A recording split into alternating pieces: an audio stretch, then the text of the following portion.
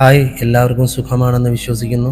ഒന്ന് ലൈക്ക് ചെയ്ത് കണ്ടോളൂ. കഥയുടെ തുടക്കത്തിൽ തന്നെ ഫോൺ ബെല്ലടിക്കാൻ തുടങ്ങിയപ്പോൾ തന്നെ അവൾ ബ്ലാങ്കറ്റിന്റെ ഉള്ളിലേക്ക് ഒന്നുകൂടി ചുരുണ്ടു. കൈയെത്തിച്ച് തലയണ കൊണ്ട് ചെവിയും മൂടി. ഒരു വട്ടം റിങ് ചെയ്ത് നിന്ന ഫോൺ വീണ്ടും പാടി തുടങ്ങി. ഷോ, രാവിലെ തന്നെ.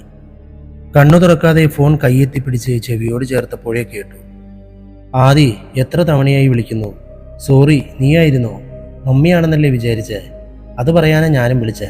നിന്റെ മമ്മി പല തവണയായി ഇപ്പോൾ എന്നെ വിളിക്കുന്നു. നീ എവിടെ ഉണ്ടെന്നും ചോദിച്ച്. അത് കേട്ടതും അവൾ കട്ടിലിൽ പിടഞ്ഞെഴുന്നേറ്റു. എന്നിട്ട് നീ പറഞ്ഞോ? ഞാൻ പറഞ്ഞതല്ലേ ആരോടും ഞാൻ എവിടെ ഉണ്ടെന്ന് പറയരുതെന്ന്. പറഞ്ഞില്ല. നീ സേഫാണോ, കുഴപ്പമൊന്നുമില്ല എന്ന് മാത്രം പറഞ്ഞു. ഫോണെങ്കിലും വിളിച്ചാൽ കിട്ടണ്ട എന്നാ മമ്മി ചോദിക്കുന്നത്. നീ എന്താ ഫോൺ എടുക്കാത്ത? എടുക്കുന്നില്ല, ബ്ലോക്ക് ചെയ്തേക്കുവാ. നല്ല കാര്യം, ഒന്ന് വിളിച്ചു പറ. വെറുതെ വീട്ടുകാരെ ആദ്യ കയറ്റാതെ. തിന്നട്ടെ കുറച്ച് തീ, എന്നെയും തീറ്റിക്കുന്നതല്ലേ. എന്തേലും കാണിക്ക്. നീയായി നിന്റെ പാടായി. ബ്രേക്ക്ഫാസ്റ്റ് വേണേൽ വേഗം വരണം. കുറച്ചു നേരം കൂടിയേ സർവീസുള്ളൂ. ആ വരുന്നു. എന്തൊരു തണുപ്പാടി ഇവിടെ, ചത്തുപോകുമല്ലോ. കൊള്ളാം. നീ ഷിംലയിൽ വന്നത് വെയിൽ കായാനാണോ? വേഗം എഴുന്നേറ്റ് പല്ല് തേച്ച് വാ. ഒരമണിക്കൂർ ദാ വരുന്നു. കോള് കട്ട് ചെയ്തവൾ ഫോൺ ചാർജ് ചെയ്യാൻ വെച്ചു. ടവലെടുത്ത് ബാത്റൂമിലേക്ക് നടന്നു. പല്ല് തേച്ച് കുളിയും കഴിഞ്ഞ് ജീൻസിനൊപ്പം നീളമുള്ളൊരു കുർത്തയും ഇട്ട് ഒരു മഫ്ലർ തലയിലും കഴുത്തിലുമായി ചുറ്റി മുറി പൂട്ടി പുറത്തിറങ്ങി. ഫോണും പേഴ്സും അടങ്ങുന്നൊരു കുഞ്ഞു ബാഗ് തോളിലേക്കിട്ടു. അദീന വിശ്വനാഥൻ. 27 വയസ്സ് തികഞ്ഞിട്ടും കല്യാണത്തിന് സമ്മതിക്കുന്നില്ലെന്ന വീട്ടുകാരുടെ പരാതിക്ക് പുല്ലുവില കൊടുത്ത് നടക്കുകയാണ്. പരിധിക്കപ്പുറം നിർബന്ധങ്ങളേറിയപ്പോൾ വീട്ടിൽ നിന്നും പോയി വരാവുന്ന കമ്പനിയിലെ ജോലി രാജിവെച്ച് ഒരു അമേരിക്കൻ കമ്പനിയിൽ കരാറടിസ്ഥാനത്തിൽ ജോലിക്ക് കയറി. ഭാഗ്യം കൊണ്ട് കിട്ടിയതാണെന്ന് പറയാം. ജോലി സമയം പാതിയായി കുറഞ്ഞു. വെറും 4 മണിക്കൂർ. ശമ്പളം ഉണ്ടായിരുന്നതിൻ്റെ കൂടെ ഒരുക്കവും കൂടി. എല്ലാം കൂടി ഒത്തുവന്നപ്പോൾ വീട്ടുകാരുടെ കണ്ണ് വെട്ടിച്ച് നാട് വിട്ടു. ചാർലിയിലെ ടെസ പണ്ടേ വീക്ക്നെസ് ആണെങ്കിലും ജോലിയും കൂലിയും ഇല്ലാതെ ദേശാടനം അത്ര പ്രായോഗികമല്ലല്ലോ എന്നായിരുന്നു സംശയം. ഇനി ആ പേടി വേണ്ടാത്തതുകൊണ്ട് ലാപ്ടോപ്പ് കയ്യിലെടുത്ത് വീട് വിട്ടിറങ്ങാൻ ഒരു മടിയും ഉണ്ടായില്ല. ഇന്റർനെറ്റ് കിട്ടുമെങ്കിൽ ഏത് പാതാളത്തിലിരുന്നും IT കമ്പനിക്കാർക്ക് പണിയെടുക്കാമല്ലോ. നേരെ ട്രെയിൻ പിടിച്ച് ഡൽഹി, അവിടുന്ന് ഷിംല. കോളേജിൽ ഒരുമിച്ച് പഠിച്ചപ്പോൾ മുതലുള്ള കൂട്ടുകാരി സോഫിയയുടെ റിസോർട്ടിലേക്ക്. സോഫിയയുടെ അച്ഛൻ്റെയാണ് റിസോർട്ട്. ബിസിനസ് മതി മുന്നോട്ടെന്നുള്ള തീരുമാനത്തിൽ ബിടെക് കഴിഞ്ഞപ്പോൾ അവളും അച്ഛൻ്റെ കൂടെ കൂടി. കുറച്ചു ദിവസം വീട്ടിൽ നിന്നും മാറി നിൽക്കണം. അങ്ങോട്ട് പോന്നോട്ടെ എന്നൊരു ചോദ്യമേ വേണ്ടി വന്നുള്ളൂ. സോഫി അവൾക്ക് വേണ്ടി റൂം ബുക്ക് ചെയ്തു വെച്ചു. താഴെ ഇറങ്ങി ചെല്ലുമ്പോൾ സോഫി അപ്പോൾ വന്നിറങ്ങിയ ഒരു കൂട്ടം കോളേജ് പിള്ളേർക്ക് റൂമുകളുടെ താക്കോൽ കൊടുക്കുകയാണ്. ദാ അദീന എത്തിയല്ലോ. ഗുഡ് മോർണിംഗ് മോളെ, വേഗം ചെന്ന് ഫുഡ് കഴിക്ക്. കിച്ചൺ ക്ലോസ് ചെയ്യാറായേ. അവളെ കണ്ടയുടനെ സോഫിയുടെ അച്ഛൻ പറഞ്ഞു, Philip uncle. Good morning uncle, കഴിക്കാം, വിശക്കുന്നുണ്ട്. ചിരിയോടെ തിരിച്ച് അഭിവാദ്യം ചെയ്തവൾ സോഫിയുടെ അടുത്തേക്ക് ചെന്നു. സോഫി എല്ലാവരുടെയും തിരിച്ചറിയൽ രേഖകളും മറ്റും നോക്കി ഉറപ്പുവരുത്തി താക്കോൽ കൊടുത്തു. ആദി വാ, ഫുഡ് കഴിച്ചിട്ട് സംസാരിക്കാം. സോഫിക്ക് അവൾ ആദിയാണ്. അദീനയുടെ വീട്ടിൽ വിളിക്കുന്ന പേരും അത് തന്നെ. അവർ ഒതുങ്ങിയ ഒരു മേശക്കരികിൽ സ്ഥാനം പിടിച്ചു. ചപ്പാത്തിയും ദാലും എത്തിയപ്പോൾ അദീനയുടെ മുഖം ചുളിഞ്ഞു. കോളേജ് ഹോസ്റ്റലിൽ വെച്ചും ചപ്പാത്തിയുള്ള ദിവസം അദീനയുടെ മുഖം ചുളിഞ്ഞേയിരിക്കും. ആ ഓർമ്മയിൽ സോഫിക്ക് ചിരി വന്നു. നേരത്തും കാലത്തും എഴുന്നേറ്റ് വരണമായിരുന്നു. ബുഫയുണ്ടായിരുന്നതാ, ബാക്കിയൊക്കെ തീർന്നു. ഇപ്പോൾ വന്നിറങ്ങിയ പിള്ളേര് ഫുഡ് പറഞ്ഞിട്ടില്ല. ചപ്പാത്തിയെങ്കിൽ ചപ്പാത്തി, നീയും കഴിക്കേ. പറ, എന്താ ഇപ്പം ഇങ്ങനെ ഒരു ഒളിച്ചോട്ടം? ഫുഡ് കഴിച്ചു തുടങ്ങിയപ്പോൾ സോഫി ചോദിച്ചു. നേരത്തെ ചോദിച്ചപ്പോൾ വിശേഷങ്ങളൊക്കെ വന്നിട്ട് പറയാമെന്ന് പറഞ്ഞ് അവൾ ഒഴിഞ്ഞു മാറുകയായിരുന്നു. ഒളിച്ചോട്ടത്തിന് കാരണം പുതിയതൊന്നുമല്ല. കെട്ടിച്ചേ അടങ്ങുമെന്ന് വീട്ടുകാർക്ക് നിർബന്ധം. ഡ്രാമാറ്റിക് ഡയലോഗുകൾ. സ്വൈര്യം തരണ്ടേ? അതാ ഇങ്ങ് പോന്നേ. കല്യാണക്കാരൻ നീ എന്താ സമ്മതിക്കാത്ത? ഇപ്പോഴും പഴയതൊക്കെ മനസ്സിൽ വെച്ചുകൊണ്ടിരിക്കുകയാണോ? ഇല്ലടി, എന്തോ അങ്ങനൊരു മൈൻഡ് ആയിട്ടില്ല ഇതുവരെ. നീയും കൂടി തുടങ്ങല്ലേ. അത് പോട്ടെ, ജോലിയോ? പുതിയ കമ്പനിയിൽ പെട്ടെന്ന് ജോയിൻ ചെയ്യാൻ പറ്റിയോ? നോട്ടീസ് പീരീഡിലായിരുന്നോ? ഉണ്ട്. ഉള്ള കാലം മാന്യമായി പണിയെടുത്തതുകൊണ്ട് അവർ പ്രശ്നങ്ങളൊന്നും ഉണ്ടാക്കിയില്ല. എന്തേലും അത്യാവശ്യം വന്നാൽ സപ്പോർട്ട് കൊടുക്കണമെന്ന് പറഞ്ഞു. അതിൽ നമുക്കും ബുദ്ധിമുട്ടില്ലല്ലോ. അത് നന്നായി. ധന്യമാം പറഞ്ഞതുകൊണ്ടാ അവരുടെ റിസ്കിൽ എന്നെ നേരത്തെ വിട്ടേ. അവർ ഭക്ഷണം കഴിച്ച് എഴുന്നേറ്റ് റിസപ്ഷനിലേക്ക് നടന്നു. പറ, ഇനി എന്താണ് പ്ലാൻ? എവിടാ, കറങ്ങാൻ പോകണ്ടേ? സോഫി ഒരു സോഫയിലേക്കിരുന്ന് ഒരു ഐറ്റ്നറി എടുത്ത് നീട്ടി. ട്രക്കിംഗ് കൊള്ളാലോ. ഇതെവിടാ? അദീന സന്തോഷത്തോടെ അതിലേക്ക് നോക്കി. ഹാട്ടു പീക്ക്. സമുദ്രനിരപ്പിൽ നിന്നും 3400 മീറ്റർ ഉയരമുള്ള സ്ഥലമാണ്. ഇപ്പോൾ നല്ല സമയമാ കാണാൻ പോകാൻ. മൊത്തം മഞ്ഞു മൂടിക്കിടക്കുക. വാവ്, കേട്ടിട്ട് കൊതിയാവുന്നു. അവളുടെ മുഖം വിടർന്നു. നിനക്ക് ജോലിയുണ്ടോ? എപ്പോഴാ ഇറങ്ങണ്ടേ? ഇല്ല, ജോയിൻ ചെയ്തിട്ടല്ലേ ഉള്ളൂ. പ്രശ്നങ്ങളൊന്നും തന്നെയില്ല ഇതുവരെ. മെയിൽ ചെയ്യാമെന്ന് അവർ പറഞ്ഞേ. ഓക്കെ, എന്നാ പപ്പയോട് പറയാം. എങ്ങനെ പോകാൻ പറ്റുമെന്ന് നോക്കാം. സോഫി അതും പറഞ്ഞ് അച്ഛൻ്റെ അടുത്തേക്ക് നടന്നു. ഹാട്ടു പീക്കിലേക്ക് പോകട്ടെ പപ്പ. അവളെയും കൊണ്ടുപോകണം. നമ്മുടെ വണ്ടി ഏതെങ്കിലും പോകുന്നുണ്ടോ ഇന്ന്? നമ്മുടെ വണ്ടി എല്ലാം ഇന്നത്തേക്ക് ബുക്ക് ചെയ്ത് പോയല്ലോ കൊച്ചേ. ആ പിള്ളേര് സെറ്റ് വന്നവർക്കും കൊടുത്തു ജീപ്പ്. ഇനി എന്താ ചെയ്യുക? വേറെ നോക്കിയാലോ? പപ്പ വരില്ലേ കൂടെ? അത് പറഞ്ഞപ്പോഴാ എനിക്ക് തിരക്കുണ്ട്. മകളൊരു കാര്യം ചെയ്യേ, നമ്മുടെ പിള്ളേര് 2-3 പേര് വന്നിട്ടുണ്ടല്ലോ. അവരിന്ന് അങ്ങോട്ടാ പോകുന്നത്. അവരുടെ കൂടെ പോയേച്ചും വാ. അവന്മാരാകുമ്പോൾ എനിക്കും ടെൻഷനില്ല. ആരാ പപ്പ? ക്രിസ്റ്റിയാണോ? അതെ, അവനും കൂടെ 2 പേരുമുണ്ട്. നിന്നെയും അവർക്കറിയാലോ. പോയിട്ട് വാ. ആ ഓക്കെ. സോഫി എല്ലാം സെറ്റായെന്ന് അദീനയെ തള്ളവിരൽ ഉയർത്തി കാണിച്ചു. അവരെ നോക്കി സോഫയിലിരുന്ന അദീനയുടെ മുൻപിലൂടെ ഒരു ബോൾ ഉരുണ്ടു വന്നു. ഫുട്ബോൾ. ഉരുട്ടുവിട്ടത് ആരാണെന്ന് തിരിഞ്ഞു നോക്കിയപ്പോൾ ആരെയും കണ്ടില്ല. അവൾ പതിയെ എഴുന്നേറ്റ് ഉരുണ്ടുപോകുന്ന ബോൾ കയ്യിലെടുത്തു. എന്തോ പാഞ്ഞു പിടിച്ചു വരുന്ന പോലെ തോന്നിയ അവൾ ഞെട്ടിത്തിരിഞ്ഞതും ചെവി പൊട്ടുന്ന ഉച്ചത്തിൽ കുരച്ചുകൊണ്ട് ഒരു ജർമ്മൻ ഷെപ്പേർഡ് പിന്നിൽ നിൽക്കുന്നു. അവൾ ഭയന്ന് പിന്നോട്ട് 4 സ്റ്റെപ്പ് നീങ്ങിപ്പോയി. അത് കുരച്ചുകൊണ്ടിരിക്കുന്നു. ഇടയ്ക്ക് മുന്നോട്ടാഞ്ഞ് ചാടിയെങ്കിലും അവളുടെ ദേഹത്തേക്ക് തൊടാതെ പിന്തിരിഞ്ഞ് വീണ്ടും വീണ്ടും കുരച്ചുകൊണ്ടിരിക്കുന്നു. ഇനിയും നിന്നാൽ കടി കൊള്ളുമെന്ന തോന്നലിൽ വലതുവശത്തെ തുറന്നു കിടക്കുന്ന ഗ്ലാസ് ഡോറിലൂടെ ഇറങ്ങിയോടി. തൊട്ടപ്പുറത്തുള്ള ഡോറിലൂടെ അവൾ വീണ്ടും അകത്തേക്ക് കയറി. പട്ടി പിന്നാലെയും. ആദ്യം ഓടല്ലേ, അവിടെ നിൽക്ക്, സോഫി ഉറക്കെ വിളിച്ചു പറയുന്നുണ്ടായിരുന്നു. അത് കേട്ടിട്ട് നിൽക്കാതെ അവൾ സ്റ്റെയർ കേസിന് നേരെ പാഞ്ഞു. എന്തിലോ തട്ടി പിന്നോട്ട് നടുവം തള്ളി വീണപ്പോൾ അവൾ ഭയത്തോടെ പിടഞ്ഞ് ഭിത്തിയിലേക്ക് ചേർന്നിരുന്നു. പട്ടി അപ്പോഴും കുരയ്ക്കുന്നുണ്ട്. ഏല, സ്റ്റോപ്പ് ഇറ്റ്. ആജ്ഞ പോലെ ഉറച്ച ശബ്ദത്തിൽ ആരോ പറയുന്നതും പട്ടി മുരണ്ടുകൊണ്ട് കുര നിർത്തിയതും അവൾ അറിഞ്ഞു. മുഖമുയർത്തി നോക്കിയപ്പോൾ കണ്ടു ഒരു ചെറുപ്പക്കാരൻ. 28-30 വയസ്സ് തോന്നിക്കും. തന്നെ നോക്കി പുരുകമുയർത്തി നിൽക്കുകയാണ്. ഇങ്ങാരാണോ തന്നെ ഇടിച്ചു താഴെയിട്ടത്? അവൾ മനസ്സിലോർത്തു. ഒരുവിധം നിലത്ത് കൈകുത്തി അവൾ എഴുന്നേറ്റു. പട്ടി ഇണക്കത്തോടെ അയാളുടെ കാലിൽ ഉരുമി നിൽക്കുകയാണ്. താനേതാടോ? ആളെ കൊല്ലാനാണോ ഈ ജന്തുവിനെയും കൊണ്ട് നടക്കുന്നത്? അവളുടെ ഒച്ച ഉയർന്നു. ചുവന്ന മുഖത്തോടെ അവളത് ചോദിച്ചപ്പോൾ അവന്റെ ചുണ്ടിലൊരു പരിഹാസ ചിരി വിരിഞ്ഞു. അവളുടെ ബോൾ നീ ആരോട് ചോദിച്ചിട്ടെടുത്ത്? തിരിച്ചു ചോദിക്കുമ്പോൾ കൊടുക്കണം, അല്ലാതെ അതുകൊണ്ട് ഓടാൻ നോക്കിയാൽ ഇങ്ങനെ ഇരിക്കും. അവളുടെ ബോളോ? അദീന സംശയത്തോടെ പട്ടിയെയും തന്റെ കയ്യിലിരിക്കുന്ന ബോളിനെയും നോക്കി. ഓടിയിട്ടും വീണിട്ടും അവൾ അതൊരു കൈകൊണ്ട് കളയാതെ പിടിച്ചിരിക്കുന്നു. ശരിയാണ്, പട്ടി നോക്കുന്നത് ബോളിലേക്കാ. തിരിച്ചു കൊടുക്കുമെന്ന പ്രതീക്ഷയിൽ തന്റെ മുഖത്തേക്കും.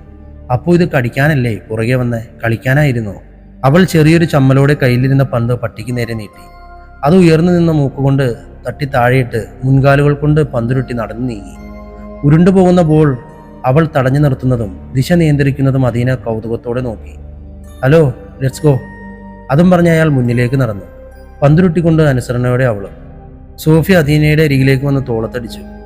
നിന്നോട് ഓടരുതെന്ന് പറഞ്ഞതല്ലേ പെണ്ണെ, എന്നിട്ടും എന്തിനാ ഓടിയേ? അത് കടിക്കുമെന്ന് പേടിച്ചിട്ടല്ലാതെ എന്താ? നന്നായി. വീണിട്ട് വല്ലതും പറ്റിയോ? അവൾ ഉത്കണ്ഠയോടെ അദീനയുടെ കൈകളിൽ പിടിച്ചു. ഇല്ലടി, പേടിച്ചു. ഒന്നും പറ്റിയില്ല. അത് ആരാണ് അയാള്? മലയാളിയാണല്ലോ. ഗസ്റ്റാണോ? പട്ടിയെയൊക്കെ ഇവിടെ താമസിപ്പിക്കുവോ? അത് ക്രിസ്റ്റഫർ നോബിൻ സക്കറിയ. കോട്ടയംകാരനാ. ഇവിടെ സ്ഥിരം വരാറുണ്ട്. കൊല്ലത്തിൽ 3-4 തവണ. പപ്പയ്ക്ക് വലിയ കാര്യമാ. കൂടെ പട്ടിയും കാണും. പപ്പ ഇങ്ങേർക്ക് മാത്രം കൊടുത്തൊരു സംഭവമാണ് ആ കൂടെയുള്ള വേതാളത്തിനും കൂടി റൂമിൽ താമസിപ്പിക്കാനുള്ള പെർമിഷൻ. കൊള്ളാലോ. അച്ചായനെന്നോ? എന്താടി, നിനക്ക് ആലോചിക്കാനുള്ള പ്ലാനാണോ? ഫിലിപ്പങ്കിളിന്. അത് കേട്ടതും സോഫിയുടെ മുഖത്തൊരു ചിരി വിടർന്നു. സമ്മതിച്ചു തരണമല്ലോ. ഊഹം കുറച്ചൊക്കെ ശരിയാണ്. പപ്പ എപ്പോഴും മൂപ്പരോട് ഇങ്ങനൊരു കാര്യം സംസാരിച്ചിരുന്നു. പുള്ളിക്ക് ഓക്കെയാണെങ്കിൽ വീട്ടിൽ ചോദിക്കട്ടെ എന്ന്. അങ്ങേരതപ്പോൾ തന്നെ നോ പറഞ്ഞു. ഞാനും കാര്യമായി എടുത്തില്ല. ഓഹോ, അപ്പോൾ അങ്ങനെ പല ചരടുവലികളും അന്തർധാരയിൽ നടന്നിട്ടുണ്ടല്ലേ? കൊള്ളാലോ. ഓടി അവിടുന്ന്. വേഗം വാ, കറങ്ങാൻ പോവണ്ടേ? ക്രിസ്റ്റിയുടെ കൂടെ നമ്മൾ പോകുന്നത്. പുള്ളിയുടെ 2 കൂട്ടുകാരും കാണും. അവരൊരുമിച്ചാ എപ്പോഴും വരിക. അയ്യോ, ഇനി അങ്ങേരുടെ കൂടെയോ? പോയേ, കിട്ടിയതും കൊണ്ട് എനിക്ക് മതിയായി. ഒന്നുമില്ലെങ്കിലും കൂട്ടിയിടിച്ച് ഞാൻ താഴെ വീണതല്ലേ? ഒരു സോറി പോലും പറഞ്ഞില്ലല്ലോ. എന്നിട്ട് കളിയാക്കിയേക്കുന്നു. ഞാൻ പട്ടിയുടെ ബോൾ എടുത്തുന്നു. നീ ചുമ്മാ പട്ടിയെ കുറ്റം പറയില്ലേ? അവളെയല്ല, ക്രിസ്റ്റിക്ക് ജീവനാതിനെ. നമുക്ക് പോകാൻ വേറെ വണ്ടിയൊന്നുമില്ല. അവരുടെ കൂടെ പോകാനാ പപ്പ പറഞ്ഞ്. വേറെ വഴിയില്ലേ? അദീന നിരാശയോട് ചോദിച്ചു. ഒരു വഴിയുമില്ല, നീ വാ, ഞാനില്ല കൂടെ. പോവാനേ. സോഫി അവളുടെ കൈയും പിടിച്ച് റിസോർട്ടിന്റെ പുറത്തേക്ക് നടന്നു. പാർക്കിങ്ങിൽ എത്തുമ്പോൾ കണ്ടു ഒരു ബ്ലാക്ക് പജേറോ. അതിന്റെ അരികിലേല. ഫോണിൽ കാര്യമായി എന്തോ നോക്കിക്കൊണ്ടിരിക്കുന്ന ക്രിസ്റ്റി. നീല ജീൻസ്, വെള്ള ടീഷർട്ട്, മീതെ ലെതർ ജാക്കറ്റ്. അടുത്തേക്ക് ചെന്നതും അവൻ മുഖമുയർത്തി നോക്കി അദീനയും. കണ്ണുകളിടഞ്ഞപ്പോൾ അവൾ മനസ്സിൽ ഉരുവിട്ടു. ക്രിസ്റ്റഫർ നോബിൻ. ഡീ, നിനക്ക് ജാക്കറ്റ് ഉണ്ടോ? കൊണ്ടുവന്നിട്ടുണ്ടോ ഏതേലും? സോഫിയുടെ ചോദ്യം കേട്ട് അവൾ ക്രിസ്റ്റിയിൽ നിന്ന് കണ്ണുകൾ പിൻവലിച്ചു. ഇല്ലല്ലോ, ഇവിടെ ട്രെയിൻ ഇറങ്ങിയിട്ട് മേടിച്ച ആ മഫ്ലർ മാത്രമേ എൻ്റെ അടുത്തുള്ളൂ. സാരമില്ല, പോകുന്ന വഴി മേടിക്കാം. വീക്കിലേക്ക് പോകുമ്പോൾ ജാക്കറ്റ് ഇല്ലാതെ പറ്റില്ല. നീ ഇവിടെ നിൽക്ക്, എൻ്റേത് റിസപ്ഷനിലിരിക്കുക, എടുത്തിട്ട് വരാം. അതും പറഞ്ഞ് സോഫി തിരിഞ്ഞു നടന്നു. ഏല ബോളുരുട്ടി അദീനയുടെ കാലിൻ്റെ അടുത്തേക്ക് നീക്കിയിട്ടു. എന്നിട്ട് തല ചിരിച്ച് അവളെ നോക്കി. കളിക്കാൻ വിളിക്കുകയാണെന്ന് മനസ്സിലായപ്പോൾ അദീന ബോൾ പതിയെ തട്ടി അവൾക്ക് നേരെ തിരിച്ചു കൊടുത്തു. ഏല ആവേശത്തോടെ തിരിച്ചു. കണ്ടാൽ പേടി തോന്നുമെങ്കിലും അവൾ അപകടകാരിയല്ലെന്നൊരു തോന്നൽ അദീനയുടെ മനസ്സിൽ അപ്പോഴേക്കും വന്നിരുന്നു. ക്രിസ്റ്റി ഇതൊന്നും ശ്രദ്ധിക്കാതെ ഫോണിലേക്ക് തന്നെ നോക്കി നിൽക്കുകയാണ്. അളിയ, ഞാൻ റെഡി, തെറിച്ചാലോ? ക്രിസ്റ്റിക്കരികിലേക്ക് വന്ന രണ്ടുപേരിൽ ഒരാളാണ്. നിക്കടാ, സോഫിയുണ്ട്, പിന്നെ ഇവളും. ക്രിസ്റ്റി അദീനയുടെ നേരെ നോക്കി പറഞ്ഞു. ആഹാ, ആരേത്? സോഫിയുടെ ഫ്രണ്ടാ? അതെ, ഫിലിപ്പച്ചായ മിസ്സിയാണ്. നമ്മുടെ കൂടെ കൊണ്ടുപോകാൻ പറഞ്ഞു. എന്നാ പരിചയപ്പെട്ട് കളയാം. അതും പറഞ്ഞ് അവരിലൊരാൾ അദീനയുടെ അടുത്തേക്ക് വന്നു. ഹായ്, ഞാൻ ശ്രീകാന്ത്, ഗുഡ് മോർണിംഗ്. അവൻ്റെ നീട്ടിപ്പിടിച്ച കൈയിലേക്കും ചിരിക്കുന്ന മുഖത്തേക്കും നോക്കി ഒരു നിമിഷം നിന്നിട്ട് അവളും കൈനീട്ടി. Good morning. ഒരു വൈറസ് ചൈനയിൽ നിന്ന് പടരുന്നുണ്ടെന്ന് കേട്ടു. കൊറോണയോ അങ്ങനെ എന്തോ. അതൊന്നും പിടിച്ചിട്ടില്ലല്ലോ അല്ലേ? ഷേക്ക് ഹാൻഡ് കൊടുക്കരുതെന്നാണ്. ശരിയാണല്ലോ, ഇവിടെ എത്തിയെന്ന് ന്യൂസിൽ കേട്ടു. അവൾ പറഞ്ഞതിലെ തമാശ ആസ്വദിച്ചെന്ന പോലെ അവരും പറഞ്ഞു. പേരെന്താ? അദീന. പരിചയപ്പെട്ടതിൽ സന്തോഷം. ഇത് ജിതിൻ. ശ്രീകാന്ത് അവിടേക്ക് വന്ന അടുത്ത കൂട്ടുകാരനെയും പരിചയപ്പെടുത്തി. സോഫി പറഞ്ഞ ക്രിസ്റ്റിക്കൊപ്പം ഇവിടെ വരാറുള്ള കൂട്ടുകാർ ഇവരാണെന്ന് അദീന മനസ്സിലോർത്തു. അവൾ സൗമ്യമായി ജിതിന് നേരെയും പുഞ്ചിരിച്ചു. നിങ്ങൾ പരിചയപ്പെട്ടോ? സോറി, ഞാൻ ജാക്കറ്റ് എടുക്കാൻ പോയതാ, ബൂട്ട്സും. സോഫി അതും പറഞ്ഞുകൊണ്ട് അദീനയുടെ അടുത്തേക്ക് എത്തി. യെസ്, പരിചയപ്പെട്ടു. എന്നാ പോയാലോ? ജിതിന്റെ ചോദ്യത്തിന് തലയാട്ടി സോഫി അവളുടെ കൈയും പിടിച്ച് വണ്ടിക്കരികിലേക്ക് നടന്നു. ഏല, ഗെറ്റ് ഇൻ. ക്രിസ്റ്റി വിളിച്ചതും അവൾ ബോൾ ഉരുട്ടി അവന്റെ കാൽക്കിലേക്ക് എത്തിച്ചു. ക്രിസ്റ്റി കോ ഡ്രൈവർ സീറ്റിൽ ഡോർ തുറന്ന് ബോൾ ഉള്ളിലേക്ക് ഇട്ടു. ഏല ചാടി അകത്ത് കയറി സീറ്റിൽ സ്ഥാനം പിടിച്ചു. അവൻ ഡോറടിച്ചു മറുവശത്തേക്ക് നടന്നു. ഞങ്ങൾ ബാക്കിലിരുന്നോളാം, നിങ്ങൾ അങ്ങോട്ട് കയറിക്കോ. പജീറോയുടെ നടുവിലെ ഡോറിലേക്ക് ചൂണ്ടി പറഞ്ഞുകൊണ്ട് ശ്രീകാന്ത് പുറകിലേക്ക് പോയി. എല്ലാവരും കയറി ഡോറടയ്ക്കുമ്പോൾ ക്രിസ്റ്റി ഏലയുടെ സീറ്റ് ബെൽറ്റ് അഡ്ജസ്റ്റ് ചെയ്യുന്നത് അദീന കൗതുകത്തോടെ നോക്കി. അവർ യാത്ര തുടങ്ങി. ഒരു മലയുടെ മുകൾ ഭാഗത്തായാണ് റിസോർട്ട്. ഇറക്കമിറങ്ങി താഴെ മെയിൻ റോഡിലേക്ക് എത്താറായപ്പോൾ സോഫി പറഞ്ഞു.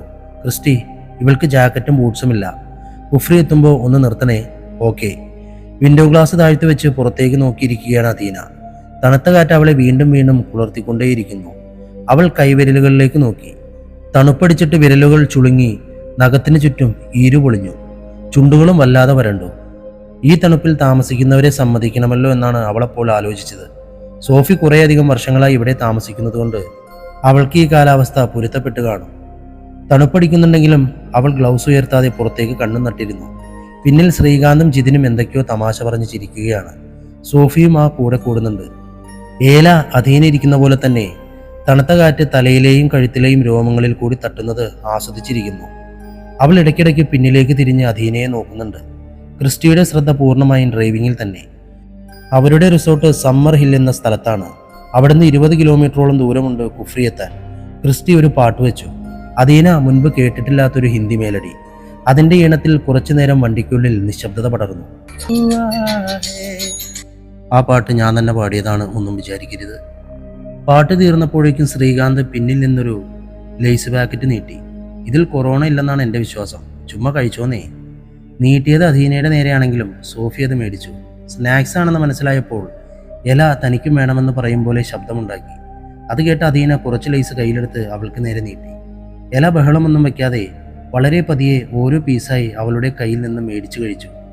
3/4 മണിക്കൂറോളം കഴിഞ്ഞപ്പോൾ അവർ കുഫ്രിയിലെത്തി. ക്രിസ്റ്റി പാർക്കിംഗ് നോക്കി വണ്ടി ഒതുക്കി. മേടിക്കാനുള്ളതൊക്കെ പോയി മേടിച്ചിട്ട് വാ, 1 മണിക്കൂറോളം ഇനിയും യാത്രയുണ്ട്.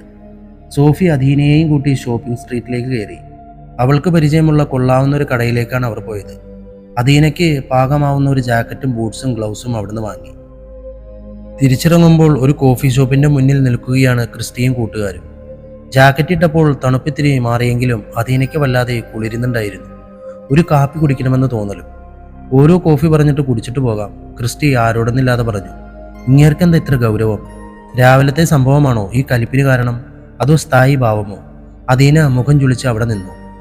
ആവി പറക്കുന്നൊരു ചൂട് കോഫി കിട്ടിയപ്പോൾ അവൾ സമാധാനത്തോടെ ഒരു സിപ്പ് കുടിച്ചു. തണുത്ത തൊണ്ടയിലൂടെ ചൂട് പായുമ്പോൾ ഒരു സുഖം. വളരെ വേഗം കോഫിയുടെ ചൂട് കുറയുന്നത് അവൾ അറിഞ്ഞു. കടയുടെ മുന്നിലെ ഗ്ലാസ് ഇട്ട പ്രതലത്തിന്റെ മുകളിൽ സ്നാക്സ് എടുത്തു കൊടുക്കാൻ വെച്ചിരുന്ന ചെറിയ പേപ്പർ പ്ലേറ്റ് ഉണ്ടായിരുന്നു. അവൾ അതിലൊരെണ്ണം എടുത്ത് കുറച്ച് കാപ്പി പകർന്ന് ഏലയുടെ മുന്നിൽ വെച്ചു. ഒന്ന് മണത്ത് നോക്കിയിട്ട് അവൾ വേഗം അത് മുഴുവനും കുടിച്ചു. ക്രിസ്റ്റി ആശ്ചര്യത്തോടെയാണ് അത് നോക്കിയത്. അവൻ ഒരു കാപ്പി കൂടി പറഞ്ഞു. അദീന അതും പാതിയെടുത്ത് ബാക്കി പേപ്പർ പ്ലേറ്റിലേക്ക് ഒഴിച്ചു. ഇവളങ്ങനെ പെട്ടെന്ന് ഇണങ്ങുന്ന ടൈപ്പല്ല കേട്ടോ, എങ്ങനെ വളച്ചു? ശ്രീകാന്ത് അത്ഭുതത്തോടെയാണ് ചോദിച്ചത്. ആവോ, ഞങ്ങളായി കൂട്ടായി അല്ലേ? അദീന കുസൃതിയോടെ ഏലയുടെ കഴുത്തിൽ ചൊറിഞ്ഞു. ഈ സ്ഥലത്തിന്റെ പേര് കുഫ്രി, ടൂറിസ്റ്റ് സ്റ്റേഷനാണ്. കറങ്ങിക്കാണാനും ഷോപ്പിങ്ങിനും ഒക്കെ പറ്റിയത്. പക്ഷെ ഇപ്പോൾ അതിന് നിന്നാൽ ട്രെക്കിംഗ് നടക്കില്ല, പിന്നൊരു ദിവസം ഇവിടെ വരാം. ക്രിസ്റ്റി പറഞ്ഞതിനോട് എല്ലാവരും യോജിച്ചു. ശ്രീകാന്തിനോടും ജിതിനോടും ആദ്യം തോന്നിയ അപരിചിതത്വം അവളിൽ നിന്നും പതിയെ അകന്നു. തമാശ പറയാനും ചിരിക്കാനും അവളും കൂടി. അങ്ങനെ അവർ വീണ്ടും യാത്ര തുടർന്നു. 1 മണിക്കൂറിലധികം യാത്ര പിന്നെയും ഉണ്ടായിരുന്നു. നാർക്കണ്ട എന്ന സ്ഥലത്തേക്കെത്താൻ അവിടെ എത്തി പേ ആൻഡ് പാർക്ക് നോക്കി വണ്ടി പാർക്ക് ചെയ്ത് അവരിറങ്ങി. അപ്പോഴേക്കും സമയം 12:30 ആയിരുന്നു. ഊണ് കഴിച്ചിട്ട് പോണോ, എന്താ പ്ലാൻ? ഒരു ബാഗ് തോളിലേക്ക് ഇട്ടുകൊണ്ട് ക്രിസ്റ്റി ചോദിച്ചു. ആർക്കും വിശക്കുന്നുണ്ടായിരുന്നില്ല. ഒരു കൊച്ചു പട്ടണമാണ് നാർക്കണ്ട. അവിടെ നിന്നും 3 മണിക്കൂറോളം എടുക്കുന്ന ട്രെക്കിംഗ് ആണ് ഹാട്ടു പീക്കിലേക്ക്.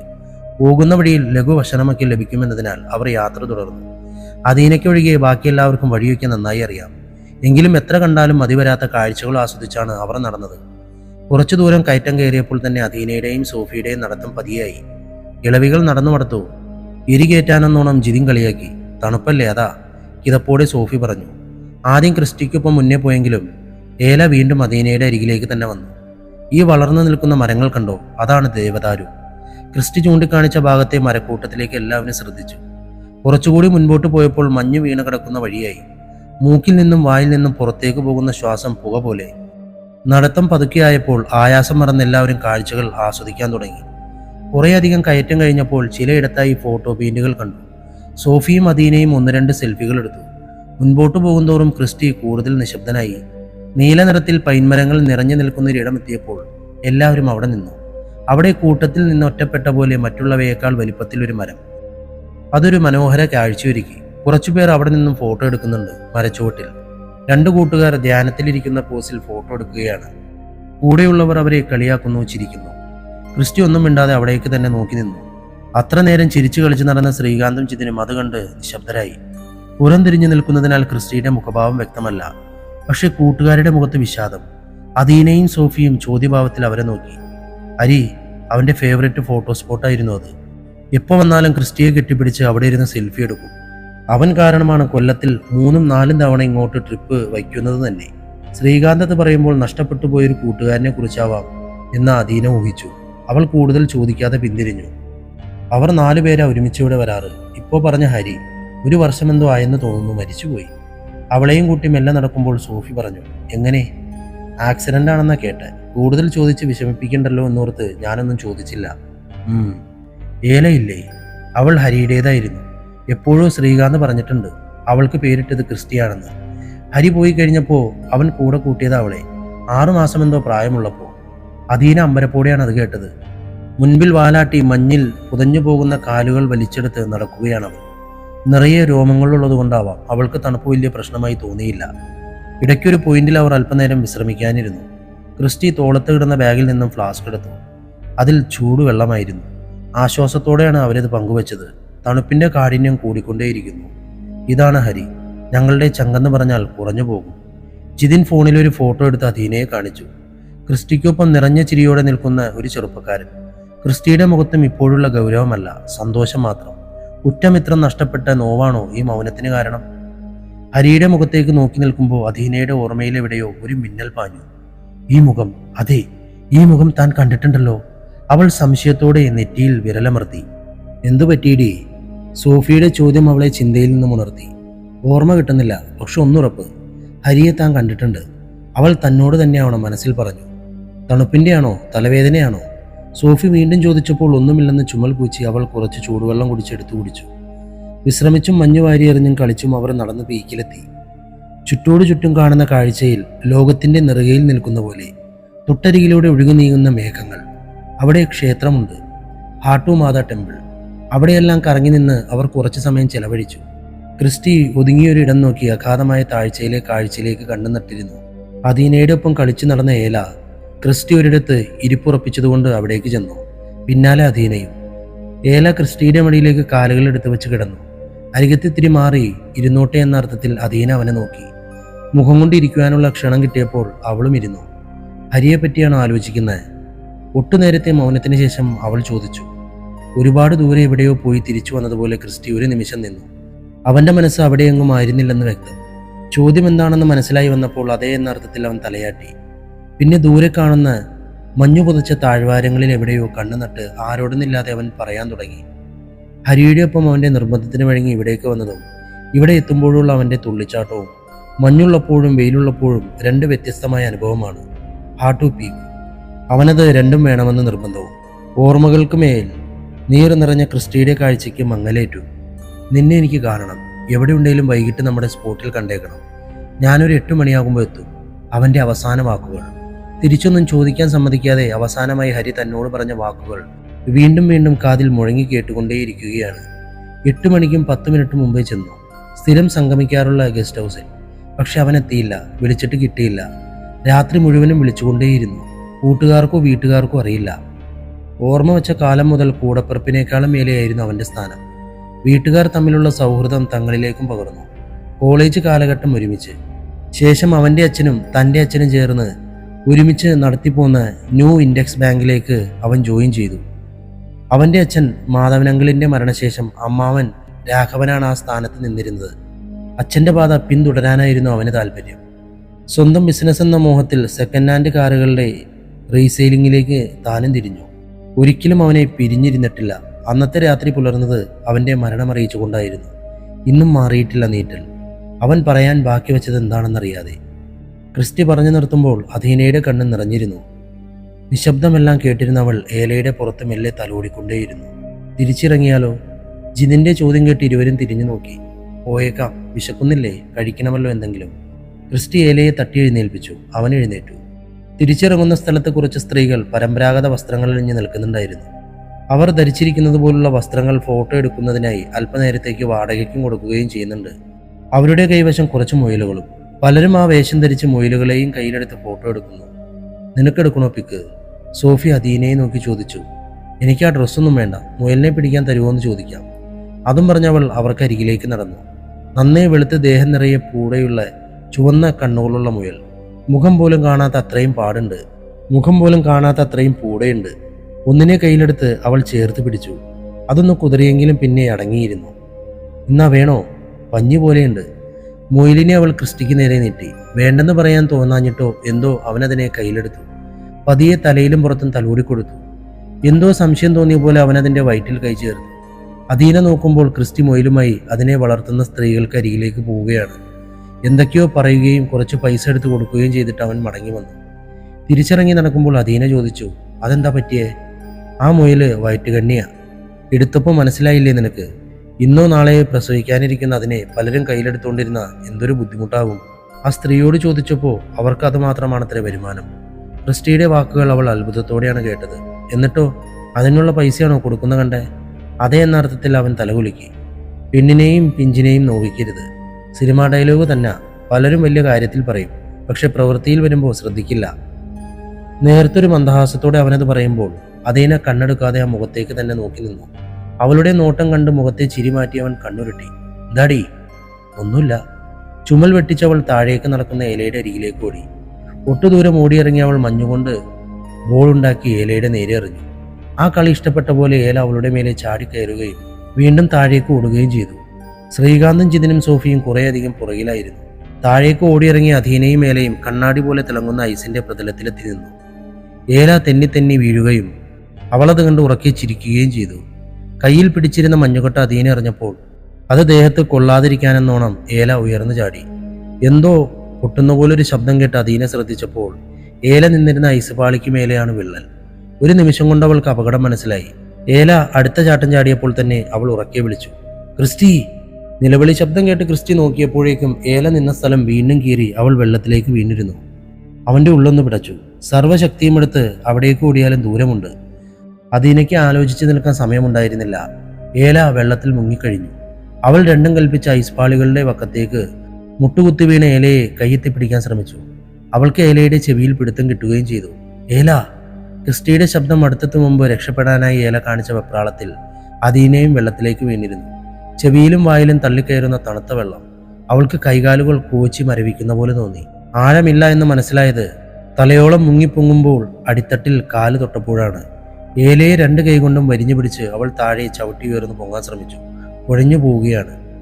ഓടിയെത്തിയ ക്രിസ്റ്റി വെള്ളത്തിലേക്ക് കൂപ്പുകുത്തി. അവളുടെ മുടിക്കെട്ടിൽ തന്നെ പിടുത്തം കിട്ടി. 2 പേരെയും വലിച്ച് കരക്കിട്ടപ്പോഴേക്കും തണുപ്പ് വല്ലാതെ വലച്ചു കളഞ്ഞു. അദീനയ്ക്കും മേലയ്ക്കും ശ്വാസമെടുക്കാൻ വയ്യ. ഏല ദയനീയമായി ഒച്ചയുണ്ടാക്കുന്നുണ്ട്. തലവരെ മരവിച്ച അവസ്ഥ. അപകടം കണ്ട് കുറച്ചുപേർ ചുറ്റും കൂടി. സോഫി അദീനയുടെ നനഞ്ഞ ജാക്കറ്റ് ഊരിമാറ്റി തൻ്റേതുകൊണ്ട് അവളെ പുതപ്പിച്ചു. ക്രിസ്റ്റി ഏലയെ മടിയിലെടുത്ത് വെച്ച് ചെവിയും മുഖവും കഴുത്തും തിരുമ്മി ചൂട് പിടിപ്പിച്ചു. വെപ്രാളം മുട്ടുന്നടങ്ങിയപ്പോൾ അവർ സമാധാനത്തോടെ ശ്വാസമെടുത്തു തുടങ്ങി. അദീന മെല്ലെ എഴുന്നേറ്റു. ക്രിസ്റ്റിയുടെ നോട്ടം അവളുടെ കണ്ണുകളിൽ തറച്ചു. നിന്നേക്ക് എവിടുന്ന് കെട്ടിയെടുത്തതാടി ഇങ്ങോട്ട്? തള്ളിക്കളിച്ച് നടക്കുമ്പോൾ ചുറ്റുമുള്ളതൊക്കെ നോക്കാനും കാണാനുമുള്ള ബോധമെങ്കിലും വേണ്ടേ? അവൾ പകച്ച മിഴികളോടെ അവനെ നോക്കി. എൻ്റെ മുഖത്തോട്ടല്ല, ഇത് അങ്ങോട്ട് നോക്ക്. എഴുതി വെച്ചിരിക്കുന്ന ബോർഡ് നോക്ക്. വെള്ളമൊഴുകുന്നിടം ഐസ് മൂടിക്കിടക്കാൻ സാധ്യത, സൂക്ഷിക്കുക. ഹിന്ദി അറിയില്ലേൽ വേണ്ട, ഇംഗ്ലീഷിൽ എഴുതി വെച്ചിട്ടുണ്ടല്ലോ. എന്നിട്ടും കാണിക്കുന്നത് എന്താ? 10 പൈസയുടെ വിവരമുണ്ടോ നിനക്ക്? കലിയടങ്ങാതെ ഒച്ചയിട്ടവൻ ഏലയെ തോളിലെടുത്ത് നടന്നു. അദീനയുടെ കണ്ണുകൾ നിറഞ്ഞൊഴുകി. പോട്ടെ, സാരമില്ല, അവൻ പേടിച്ചു പോയിട്ടല്ലേ. സോഫി, നീ അവളെയും കൂട്ടി വാ, വേഗം പോവാം, ജിതിൻ സ്വാന്തനം പോലെ പറഞ്ഞു. തിരികെ ഇറങ്ങുമ്പോൾ എല്ലാവരെയും മൗനം ബാധിച്ചിരുന്നു. നിറഞ്ഞു തൂങ്ങുന്ന മിഴികൾ തുടയ്ക്കുവാൻ മെനക്കെടാതെ അദീന നടന്നു. സോഫി അവളുടെ കയ്യിൽ മുറുക്കി പിടിച്ചിരുന്നു. തിരികെ കാർ പാർക്കിങ്ങിലേക്ക് എത്തുമ്പോൾ ക്രിസ്റ്റി ഡ്രൈവിംഗ് സീറ്റിൽ വിരിച്ചിരുന്ന ടവലെടുത്ത് ഏലയെ തോർത്തുകയാണ്. ഇതാ അവിടെ ഒരു ടെക്സ്റ്റൈൽ ഷോപ്പുണ്ട്, പോയി ഒരു ടവലും ഡ്രസ്സും മേടിക്ക്, നനഞ്ഞത് മാറ്റ്. കുറച്ചപ്പുറത്തേക്ക് വിരൽ ചൂണ്ടി അവൻ പറഞ്ഞു. സോഫി അദീനയെയും കൂട്ടി അവിടേക്ക് ചെന്നു. ക്രിസ്റ്റി കാറിലിരുന്ന തന്റെ ബാഗിൽ നിന്നും ഉണങ്ങിയ ഡ്രസ്സ് എടുത്ത് ഈറൻ മാറി. മടക്കയാത്രയിൽ കാറിലും നിശബ്ദത തളം കെട്ടി നിന്നു. മിനിറ്റുകൾ കൂടുമ്പോൾ അടക്കിപ്പിടിച്ച നേരത്തെ തേങ്ങലുകൾ മാത്രം അദീനയിൽ നിന്നും ഉയർന്നു. തിരികെ റിസോർട്ടിലെത്തുവോളം അത് തുടർന്നു. സോഫി അവളുടെ കൈയെടുത്ത് മടിയിൽ വെച്ചു. റിസോർട്ടിലെത്തി എല്ലാവരും റൂമിലേക്ക് പോയി. സോഫി അദീനയുടെ ഒപ്പം അവളുടെ റൂമിലേക്കും. വൈകുന്നേരം 7 മണിയോളമായിരുന്നു. ഡിന്നർ ടൈമിൽ സോഫി കഴിക്കാൻ പോകാൻ വിളിച്ചെങ്കിലും അവൾ പോയില്ല. സോഫി റൂമിലേക്ക് ഫുഡ് വരുത്തി അവരൊരുമിച്ച് കഴിച്ചു. ഭക്ഷണം കഴിച്ച് ക്രിസ്റ്റിയും ശ്രീകാന്തും ജിതിനും അവരുടെ റൂമിൽ കയറി. നീ അവളോട് അത്രയും ചൂടാകണ്ടായിരുന്നു, ശ്രീകാന്ത് കുറ്റപ്പെടുത്താൻ പോലെ പറഞ്ഞു. വേണമെന്ന് വെച്ചിട്ടല്ലല്ലോ, അപ്പോഴത്തെ അവസ്ഥ നീ ഒന്ന് ഓർത്തു നോക്ക്. ആ, അത് പോട്ടെ, വിട്ടേക്ക്. ജിതിൻ പറഞ്ഞതിന് ബാക്കി ആരും ഒന്നും മിണ്ടിയില്ല. ഏല ഉറക്കം പിടിച്ചിരുന്നു. അവൾക്ക് കൊടുത്ത എക്സ്ട്രാ ബെഡിൽ. പിറ്റേന്ന് നേരം പുലർന്ന് കറങ്ങാനിറങ്ങുമ്പോൾ ജിതിൻ സോഫിയുടെ അരികിലേക്ക് ചെന്നു. അവൾ റിസപ്ഷനിൽ ബുക്കിംഗ് വന്ന് കിടക്കുന്നതൊക്കെ നോക്കുകയായിരുന്നു. ഇന്ന് നിങ്ങൾ വരുന്നില്ലേ? ഇറങ്ങാറായോ? ഞാൻ അവളോടൊന്ന് ചോദിക്കട്ടെ. അതും പറഞ്ഞ് അവൾ അദീനയെ വിളിച്ചു. ഡി, ഇന്ന് ജോലിയുണ്ടോ അതോ പുറത്തു പോകാനാണോ? എന്താ പ്ലാൻ? ജോലിയുണ്ട്, കുറച്ച് വർക്ക്. ഞാൻ വരുന്നില്ല, നിങ്ങൾ പോയിക്കോ. അവൾ ജിതിനോട് തങ്ങളിന്ന് വരുന്നില്ലെന്ന് പറഞ്ഞു. അവൻ പുറത്ത് കാറിന്റെ അരികിൽ നിൽക്കുന്ന ക്രിസ്റ്റിയുടെയും ശ്രീകാന്തിന്റെയും അടുത്തേക്ക് പോയി. ഉച്ചയായപ്പോൾ സോഫി അദീനയുടെ റൂമിലേക്ക് ചെന്നു. അവൾ മൂടിപ്പൊതിച്ച് കിടന്നുറങ്ങുകയാണ്. പണിയുണ്ടെന്നും പറഞ്ഞ് അവൾ പുറത്തേക്ക് വരാതിരുന്നത് ക്രിസ്റ്റിയോടുള്ള പിണക്കമാണോ? അവൾ ചെന്ന് അദീനയെ തട്ടി വിളിച്ചു. നല്ല ഉറക്കം, ഊണ് കഴിക്കാറായതാണല്ലോ. ആദി, ഡി എണീക്ക്. പതുക്കെ കവിളിൽ തട്ടി വിളിച്ചപ്പോൾ പൊള്ളുന്ന ചൂട്. സോഫിയുടെ കയ്യിലെ തണുപ്പ് തട്ടി അവൾ മുഖം ചുളിച്ചു. പതിയെ കണ്ണു തുറന്നു. പനിക്കുന്നുണ്ടല്ലോ നിന്നെ, പൊള്ളുന്നു. സോഫി വിഷമത്തോടെ അവളുടെ നെറ്റിയിൽ കൈവച്ചു. അദീന പതിയെ ബെഡിൽ എഴുന്നേറ്റിരുന്നു. മേല് വേദനിക്കുന്നടേ. ഇന്നലെ തണുത്ത വെള്ളത്തിലല്ലേ മുങ്ങിയേ? കുറേ അധികം നേരം തണുപ്പ് നനഞ്ഞിരുന്നില്ലേ? ശേ, വായിലൊക്കെ കയ്പ്. ആശുപത്രി പോകാം. നാട്ടിലെ കാലാവസ്ഥയല്ലല്ലോ ഇവിടെ. വച്ചോണ്ടിരിക്കണ്ട, ഞാൻ പപ്പയോട് പറയട്ടെ. അദീനയ്ക്ക് എതിര് പറയാൻ തോന്നിയില്ല. അത്രയ്ക്കും അവശത തോന്നുന്നുണ്ടായിരുന്നു അവൾക്ക്. സോഫി അവളുടെ ബാഗിൽ നിന്നൊരു ജോഡി ഡ്രസ്സ് എടുത്തു കൊടുത്തു. അത് മാറി ധരിച്ച് അവർ താഴെ ഫിലിപ്പങ്ങളുടെ അടുത്തേക്ക് പോയി. റിസപ്ഷനിലെ സോഫയിൽ അദീനയെ ഇരുത്തി അവൾ പപ്പയോട് കാര്യം പറഞ്ഞു. പനിയാണെന്ന് കേട്ടപ്പോൾ അദ്ദേഹം ആലോചനയോടെ ഒരു നിമിഷം നിന്നു. മക്കളെ, നിങ്ങൾ ന്യൂസ് വല്ലതും കണ്ടായിരുന്നോ? ആ ചൈനയിൽ നിന്ന് വന്ന വൈറസ് ഇല്ലേ, കൊറോണ, അതിവിടെയൊക്കെ ഒരുപാട് പേർക്ക് പകർന്നിട്ടുണ്ട്. ഏത് ചാനലിന്റെ ന്യൂസ് നോക്കിയാലും അതേ കാണാനുള്ളൂ. ആശുപത്രിയിലേക്ക് പോകാതിരിക്കുന്നതാണ് നല്ലത്. ചെറിയ പനി കാണിക്കാൻ കൊണ്ടുപോയിട്ട് വല്ല പകർച്ചവാദിയും പിടിച്ചാലോ? അവളെ വല്ലാതെ പൊള്ളുന്നുണ്ട് പപ്പ. മരുന്ന് കൊടുക്കാതെ എങ്ങനെയാ? സോഫി ആകെ വിഷമത്തിലായി. മകളൊരു കാര്യം ചെയ്യേ, അവനില്ലേ ജിതിൻ, അവൻ ഡോക്ടറല്ലേ, അവനെ വിളിച്ച് കാര്യം പറ. മെഡിക്കൽ സ്റ്റോറിൽ നിന്നും മരുന്ന് മേടിച്ചുകൊണ്ട് വരട്ടെ. ഇഞ്ചക്ഷൻ വല്ലതും വേണേൽ അതും ആ കൊച്ചം കൊടുത്തോളുമല്ലോ. അദീനയ്ക്ക് അരികിലിരുന്ന് അവളുടെ നെറ്റിയിൽ കൈവച്ചുകൊണ്ട് അദ്ദേഹം പറഞ്ഞു. സോഫി ജിതിനെ വിളിച്ച് കാര്യം പറഞ്ഞു. അവൻ അദീനയോടും കൂടി സംസാരിച്ചു. തിരിച്ചെത്തുമ്പോൾ മരുന്നുമായി വരാമെന്ന് പറഞ്ഞു. വിശപ്പ് തീരെയില്ലെങ്കിലും അവൾ സോഫിയുടെ നിർബന്ധത്തിന് വഴങ്ങി 2 പീസ് ബ്രെഡ് കഴിച്ചു. വീണ്ടും തളർച്ചയോടെ കിടന്നുറങ്ങി. വൈകുന്നേരം റിസോർട്ടിലേക്ക് തിരിച്ചെത്തിയ ജിതിൻ അദീനയ്ക്ക് വേണ്ട മരുന്നുകൾ കരുതിയിരുന്നു. സോഫിയും കൂടി ഒപ്പം ചെന്ന് അവളെ ഉണർത്തുകയും ഇഞ്ചക്ഷൻ കൊടുക്കുകയും ചെയ്തു. വിഷമിക്കേണ്ട കേട്ടോ, ഉറങ്ങി എഴുന്നേൽക്കുമ്പോൾ പനി വിട്ടിരിക്കും. പിന്നെ ഞാൻ നാളെ മടങ്ങും, ലീവ് തീർന്നു. അതെയോ? എവിടാ ജിതിൻ വർക്ക് ചെയ്യുന്നത്? ഡൽഹി. ഞാനും ശ്രീകാന്തും. അവനവിടെ ഒരു പത്രത്തിലാ. കേരളത്തിലായിരുന്നു ആദ്യം. ഞാൻ ഇങ്ങോട്ട് പോന്നിട്ടൊരു 3-4 വർഷമായി. ശ്രീകാന്ത് ഇപ്പോൾ 6 മാസത്തേക്കൊരു പ്രൊജക്റ്റുമായി വന്നതാ ഡൽഹിയിൽ. ആ, പരിചയപ്പെട്ടതിൽ സന്തോഷം. അദീന തളർന്ന ചിരിയോടെ പറഞ്ഞു. ഒരുപാട് സന്തോഷം. അവനത് പറഞ്ഞുകൊണ്ട് എഴുന്നേറ്റു. അവൾക്ക് കൊടുക്കാനുള്ള മരുന്നുകൾ സോഫിയെ ഏൽപ്പിച്ച് കഴിക്കേണ്ട ക്രമം പറഞ്ഞു കൊടുത്ത് പുറത്തേക്ക് പോയി. മരുന്ന് കഴിച്ച അല്പനേരത്തിൻ്റെ ഉള്ളിൽ അവൾ ഉറങ്ങിപ്പോയി. അത്രയ്ക്ക് ക്ഷീണവും മരുന്നിൻ്റെ സെഡേഷനും ഉണ്ടായിരുന്നു. ജിതിൻ തിരികെ റൂമിലെത്തിയപ്പോൾ ക്രിസ്റ്റീൻ ശ്രീകാന്തും ന്യൂസ് കാണുകയാണ്. പകർച്ചവ്യാധി തന്നെയാണ് എല്ലായിടത്തും പറയുന്നത്. അവൾക്ക് എങ്ങനെയുണ്ട് പനി? ക്രിസ്റ്റി ചോദിച്ചു. മരുന്ന് കൊടുത്തിട്ടുണ്ട്, ഇഞ്ചക്ഷനും. നാളത്തേക്ക് മാറിക്കോളും. റെസ്റ്റ് എടുത്താൽ മതിയാകും. എല്ലാവരും കിടന്നു. അല്പനേരത്തിനകം ഉറക്കം പിടിക്കുകയും ചെയ്തു. നിലയില്ലാത്ത വെള്ളത്തിൽ കൈകാലിട്ടടിച്ചിട്ട് മുങ്ങിത്താഴുന്ന ഒരു പെണ്ണ്. അവളുടെ മുഖം വ്യക്തമല്ല. ഒരു മാത്ര ജലനിരപ്പിന് മീതെ തല ഉയർന്നു വന്നപ്പോൾ അവൾ ഉറക്കെ വിളിച്ചു, ക്രിസ്റ്റി. ആ വിളിക്കൊപ്പം അവൻ അവളുടെ മുഖവും കണ്ടു. അധീന. ഒരു പിടച്ചിലൂടെ തല വെട്ടിച്ചവൻ കണ്ണു തുറന്നു. തണുപ്പിലും നെറ്റിയിൽ വിയർപ്പ് പൊടിഞ്ഞു. ഫ്ലാസ്കിലിരുന്ന ചൂടുവെള്ളം അല്പം എടുത്തു കുടിച്ച് അവൻ സമയം നോക്കി. 4:30. ശ്രീകാന്തൻ ജിതിനും നല്ല ഉറക്കം. ക്രിസ്റ്റി ഉണർന്നതറിഞ്ഞപ്പോൾ ഏല പതിയെ ശബ്ദമുണ്ടാക്കി. അവൻ അവളുടെ പുതപ്പിനു മീതെ പതിയെ തട്ടി ശബ്ദമുണ്ടാക്കരുതെന്ന് പറഞ്ഞു. ഇനി കിടന്നാൽ ഉറക്കം വരില്ലെന്ന് തോന്നിയതുകൊണ്ട് അവൻ മെല്ലെ റൂം തുറന്ന് പുറത്തിറങ്ങി. നല്ലൊരു ഉറക്കം കഴിഞ്ഞ് പനി വിട്ടപ്പോൾ അദീന ആകെ വിയർത്തു കുളിച്ചു. സ്വെറ്ററും പുതപ്പുമൊക്കെയായി മൂടിപ്പുതച്ച് കിടന്ന സ്ഥലത്ത് നിന്നും വിയർത്തൊഴുകി അവൾ ഉണർന്നു. പുതപ്പൊക്കെ മാറ്റി ഒരല്പം തണുപ്പ് കൊണ്ടപ്പോൾ അവൾക്കൊരു ആശ്വാസം തോന്നി. നല്ല ദാഹമുണ്ടായിരുന്നു. വെള്ളം നോക്കിയെങ്കിലും അത് പകൽ തന്നെ തീർന്നിരുന്നു. പുറത്തെ കോറിഡോറിൽ പ്യൂരിഫയർ വെച്ചിട്ടുണ്ട്. അവിടുന്ന് ചൂടുവെള്ളം എടുക്കാമല്ലോ എന്ന് കരുതി ഫ്ലാസ്കുമായി അവൾ പുറത്തിറങ്ങി. ഫ്ലാസ്കിൽ വെള്ളം നിറച്ച് തിരികെ നടക്കാനിറങ്ങുമ്പോഴാണ് ബാൽക്കണിയിൽ ഒരു നിഴലനക്കം. ആദ്യമൊന്ന് ഭയന്നെങ്കിലും ആ നിഴൽ അവളുടെ നേരെ തിരിഞ്ഞപ്പോൾ കണ്ടു. കണ്ണുകൾ തമ്മിലിടഞ്ഞു. ക്രിസ്റ്റി. അവനും അവളെ കണ്ടു. അവൾക്കെന്തോ ഇത്തിരി മുമ്പാണ് തന്നെ അവൻ വഴക്ക് പറഞ്ഞതെന്ന് തോന്നി. വെള്ളത്തിൽ വീണ് ശ്വാസം മുട്ടി. തണുത്തു വിറച്ച് പേടിച്ചിരുന്നപ്പോൾ ഒരു ദയയുമില്ലാതെ ചീത്ത പറഞ്ഞിരിക്കുന്നു. ആ ഓർമ്മയിൽ അവളുടെ കണ്ണുകൾ വീണ്ടും നിറഞ്ഞു. വാശിയോടെ കവിൾ തുടച്ചവൾ തിരിഞ്ഞു. ക്രിസ്റ്റി അത് കാണുകയും ചെയ്തു. ഡീ. വിളി കേട്ടവൾ നിന്നെങ്കിലും തിരിഞ്ഞു നോക്കിയില്ല. ഇങ്ങ് വന്നേടി. ഇല്ല. അവൾ ദേഷ്യത്തോടെ തിരിഞ്ഞു നോക്കാതെ പറഞ്ഞു. ആ വന്നേ, പറയട്ടെ. വേണ്ട, കൂടുതൽ ഷോ ഇറക്കരുത് പെണ്ണെ, ഇങ്ങ് വരാൻ. അവൾ പതിയെ തിരിഞ്ഞ് അവൻ്റെ അരികിലേക്ക് ചുവട് വെച്ചു. എന്തിനാ വിളിച്ചതെന്ന് ചോദിക്കാതെ ബാൽക്കണിയിലെ കൈവരിയിൽ പിടിച്ച ആകാശത്തേക്ക് നോക്കി നിന്നു. നേരം ഇനിയും പുലർന്നിട്ടില്ല. നിന്റെ പനി കുറഞ്ഞോ? തണുപ്പത്തെന്തിനെങ്ങനെ ഇറങ്ങി നടക്കുന്നേ? മറുപടി പറയാതെ അവൾ ഫ്ലാസ്ക് ഉയർത്തി കാണിച്ചു. അപ്പോഴും ഒരു നീർത്തുള്ളി അവളുടെ കണ്ണിൽ നിന്നും ഇറ്റി വീണു. ക്രിസ്റ്റിക്ക് വല്ലായ്മ തോന്നി. എന്തിനാ നീ ഇപ്പോൾ കരയുന്നേ? എന്നെ വഴക്ക് പറഞ്ഞില്ലേ? ഒന്ന് വഴക്ക് പറഞ്ഞത് അത്ര വലിയ തെറ്റാണോ? നീ ശ്രദ്ധിക്കാഞ്ഞിട്ടല്ലേ? ഏല വെള്ളത്തിൽ വീണപ്പോൾ ഞാൻ എന്തോരം പേടിച്ചു കാണും. ഞാനും വീണുപോയില്ലേ?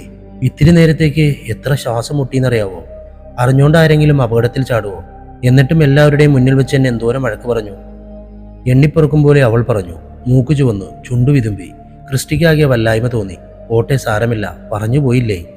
അവൾ നിഷേധത്തിൽ തലവെട്ടിച്ചു. കണ്ണു തുടക്കി പെണ്ണെ, കരയില്ലേ, നെഞ്ചു പൊള്ളിക്കാതെ. അതും പറഞ്ഞവൻ മുഖം തിരിച്ച് താഴെ കാണുന്ന പൂന്തോട്ടത്തിലേക്ക് നോക്കി. അലങ്കാര വിളക്കുകൾ തെളിഞ്ഞു കത്തുന്നുണ്ട്. മഞ്ഞു പെയ്യുന്നു. ഇന്ന് പോകുവോ? ജിതിൻ പറഞ്ഞല്ലോ. അല്പനേരത്തെ മൗനത്തിന് ശേഷം അവൾ ചോദിച്ചു. അവന്മാരുടെ ലീവ് കഴിഞ്ഞു. 10 ദിവസം കഴിഞ്ഞു വീട്ടിൽ നിന്ന് വന്നിട്ട്. തിരിച്ചു ചെന്നിട്ട് ഒരുപാട് കാര്യങ്ങളുണ്ട്. എങ്ങനെയാ പോകുന്നത്? ട്രെയിനാണോ അതോ ഫ്ലൈറ്റോ? രണ്ടുമല്ല. നമ്മൾ പീക്കിലേക്ക് പോയ പജേറോ ഇല്ലേ, അതും കൊണ്ടാ വന്നത്. എവിടുന്ന്? കേരളത്തിൽ നിന്നോ? അവൾ അത്ഭുതത്തോടെ കണ്ണുമിഴിച്ചു. അതെ, അതാണ് പതിവ്. അവന്മാർ ലീവിന് നാട്ടിലേക്ക് വരും. മടങ്ങുമ്പോൾ ഒരുമിച്ച് അവിടേക്ക് ട്രിപ്പ് വയ്ക്കും. മാറി മാറി വണ്ടി ഓടിച്ച് പോരുന്നത് കൊണ്ട് ഒരു 4 ദിവസം കൊണ്ട് ഇങ്ങെത്തും. തിരിച്ചു പോകുമ്പോഴോ? അപ്പോൾ ഒറ്റയ്ക്കാണ്. എന്നാലും 5-6 ദിവസം കൊണ്ട് ഞാനങ്ങ് ചെല്ലും. മടുക്കില്ലേ എത്രയും ദൂരം? ഒരിക്കലുമില്ല. യാത്രകൾ തരുന്ന സുഖം അതൊന്ന് വേറെ തന്നെയാ. നീ എന്നാ മടക്കം? തീരുമാനിച്ചിട്ടില്ല. കുറച്ച് ദിവസം കൂടി കഴിയട്ടെ. പോയി കിടന്നുറങ്ങ്. ഇനിയും തണുപ്പ് പിടിച്ച് പനി പിടിപ്പിക്കേണ്ട ചെല്ല്. അവൻ പറഞ്ഞതിൻ്റെ തലയാട്ടി അവൾ തിരികെ നടന്നു. നേരം പുലർന്നപ്പോഴേക്കും അവളുടെ പനി നന്നേ കുറഞ്ഞു. ബ്രേക്ക്ഫാസ്റ്റ് കഴിക്കാൻ അവരെല്ലാവരും ഒരുമിച്ചാണ് ഇരുന്നത്. സന്തോഷത്തോടെ ഭക്ഷണം കഴിച്ച് അവർ യാത്ര പറഞ്ഞിറങ്ങി. ഇറങ്ങുവാണ് കേട്ടോ, ഇനി എപ്പോഴെങ്കിലും കാണാം, ശ്രീകാന്ത് റിസപ്ഷനിൽ നിന്നുകൊണ്ട് പറഞ്ഞു. യാത്ര പറയും പോലെ അധീനയുടെ മുഖത്ത് നോക്കി തല ചലിപ്പിച്ച് ക്രിസ്റ്റി പുറത്തേക്ക് നടന്നു. ഒപ്പം മേലെയും. അധീനയ്ക്ക് അവളുടെ മനസ്സിൽ ഒരു ശൂന്യത തോന്നി. ഇനി എന്താ പരിപാടി? അധികം ജോലിയില്ല, കുറച്ചു നേരം കൂടി കിടക്കാം, നല്ല ക്ഷീണം. സോഫിയോട് പറഞ്ഞിട്ട് അവൾ റൂമിലേക്ക് പോയി. റൂമിലെത്തുമ്പോൾ ഫോൺ ബെല്ലടിച്ചുകൊണ്ടിരിക്കുകയാണ്. അവൾ എടുത്തു നോക്കി. ധന്യ മാം കോളിംഗ്. Hello ma'am. ഹായ് ഹദീന, എന്തു പറയുന്നടോ? സുഖാണോ? അതെ മാം, സുഖം. പുതിയ വർക്ക് എങ്ങനെ? കാര്യമായി പണിയൊന്നും തുടങ്ങിയിട്ടില്ല. ഓക്കെ, അതെന്തായാലും നന്നായി. ഞാൻ വിളിച്ചത് വളരെ അത്യാവശ്യമായ ഒരു കാര്യം പറയാനാണ്. എന്താ മാം? താൻ ചെയ്തുകൊണ്ടിരിക്കുന്ന ഇന്ത്യൻ നേവിയുടെ പ്രോജക്റ്റ് ഇല്ലേ, അത് ഇപ്പോൾ ഏറ്റെടുത്ത് ചെയ്യുന്ന ടീം കുറച്ച് പ്രശ്നമാക്കി വച്ചിരിക്കുക. തൻ്റെ ഹെൽപ്പുണ്ടെങ്കിൽ അത് വേഗം തീർന്നേനെ. അതിനെന്താ മാം? ഞാൻ പോരുമ്പോൾ അവരോട് പറഞ്ഞിരുന്നു എന്തുണ്ടെങ്കിലും വിളിച്ചോളാൻ. കുഴപ്പമൊന്നുമില്ല മാം, ഞാൻ അവരെ കോൺടാക്റ്റ് ചെയ്തോളാം. ആ, അങ്ങനെയാണെങ്കിൽ താൻ നാളെയോ മറ്റന്നാളോ ഓഫീസിലേക്ക് വരൂ, ഞാൻ പറഞ്ഞു വച്ചേക്കാം. അതീനൊന്ന് പകച്ചു. ഓഫീസിലേക്കോ? മാം, ഓൺലൈൻ സപ്പോർട്ട് കൊടുത്താൽ പോരെ? അതെങ്ങനെയാടോ? ഹാർഡ്വെയർ ആണ് ഇപ്പോൾ ഇഷ്യൂ, അത് ഓൺലൈൻ നോക്കാൻ പറ്റുമോ? അവൾക്കൊരു നിമിഷം എന്തു പറയുമെന്ന് അറിയില്ലായിരുന്നു. താൻ ഇവിടെ ഇല്ലേ? എന്തെങ്കിലും പ്രശ്നമുണ്ടോ ഓഫീസിലേക്ക് വരാൻ? മാം, ഞാൻ ഷിംലയിലാണ്, അതാ പെട്ടെന്ന്. ഓ ഗോഡ്, 2 ആഴ്ചക്കുള്ളിൽ തീർത്തു കൊടുക്കേണ്ട പ്രോജക്റ്റാണ് ഇപ്പോൾ മൊത്തം എററായി നിൽക്കുന്നത്. എത്രയും പെട്ടെന്ന് താൻ തിരിച്ചു വരുമോ? നോട്ടീസ് പീരീഡ് ഇല്ലാതെ തന്നെ വിട്ടപ്പോൾ തന്നെ മാനേജ്മെന്റ് കൺഫ്യൂഷനിലായിരുന്നു ഇതെങ്ങനെ തീരുമെന്ന്. എനിക്കറിയാം മാം, മാം പറഞ്ഞതുകൊണ്ട് മാത്രമാണ് എനിക്ക് ഇറങ്ങാൻ പറ്റിയത്. താൻ വന്നില്ലെങ്കിൽ ആകെ കുഴപ്പമാവും. വേഗം ടിക്കറ്റ് ബുക്ക് ചെയ്യും. ആദ്യത്തെ ഫ്ലൈറ്റ് തന്നെ പിടിച്ചോ? ഓക്കെ മാം, ഞാൻ ഉറപ്പായും വരാം. അവരോട് പറഞ്ഞാൽ മതി, ടീമിൽ ഞാൻ സംസാരിച്ചോളാം. സംസാരിച്ചു വച്ച ശേഷം അവൾ സോഫിയുടെ അരികിലേക്ക് പോയി. തിരിച്ചു പോകേണ്ട അത്യാവശ്യത്തെക്കുറിച്ച് സംസാരിച്ചു. കാര്യത്തിന്റെ ഗൗരവം മനസ്സിലായപ്പോൾ അവൾ അദീനയ്ക്ക് വേണ്ടി ഫ്ലൈറ്റ് ടിക്കറ്റ് ബുക്ക് ചെയ്യാനെടുത്തു. എല്ലാം തന്നെ ക്യാൻസലായി കിടക്കുന്നത് കണ്ട് അവൾ മറ്റൊരു സൈറ്റ് കൂടി നോക്കി. ഒന്നും തന്നെ പ്രവർത്തിക്കുന്നില്ല. ക്യാൻസൽ ചെയ്തിരിക്കുന്നതായാണ് കാണിക്കുന്നത്. അവൾ കൂടുതൽ വിവരങ്ങളുണ്ടോ എന്ന് നോക്കിയപ്പോൾ കണ്ടു, കോവിഡ് മൂലമാണ് ഫ്ലൈറ്റുകൾ സർവീസ് നിർത്തിവെച്ചിരിക്കുന്നത്. കാര്യമറിഞ്ഞത് മദീന താടിക്ക് കൈ താങ്ങി സോഫയിലേക്കിരുന്നു. ഇനി എന്താ ചെയ്യുക? ട്രെയിൻ നോക്കാം, 3 ദിവസത്തിന് മേലെ എടുക്കും, എന്നാലും സാരമില്ല, ഒന്ന് നോക്ക്. സോഫി ട്രെയിൻ ബുക്ക് സൈറ്റുകൾ എടുത്തു. ഡി, ഇത് പ്രശ്നമാണല്ലോ, ട്രെയിനുകളും നിർത്തി.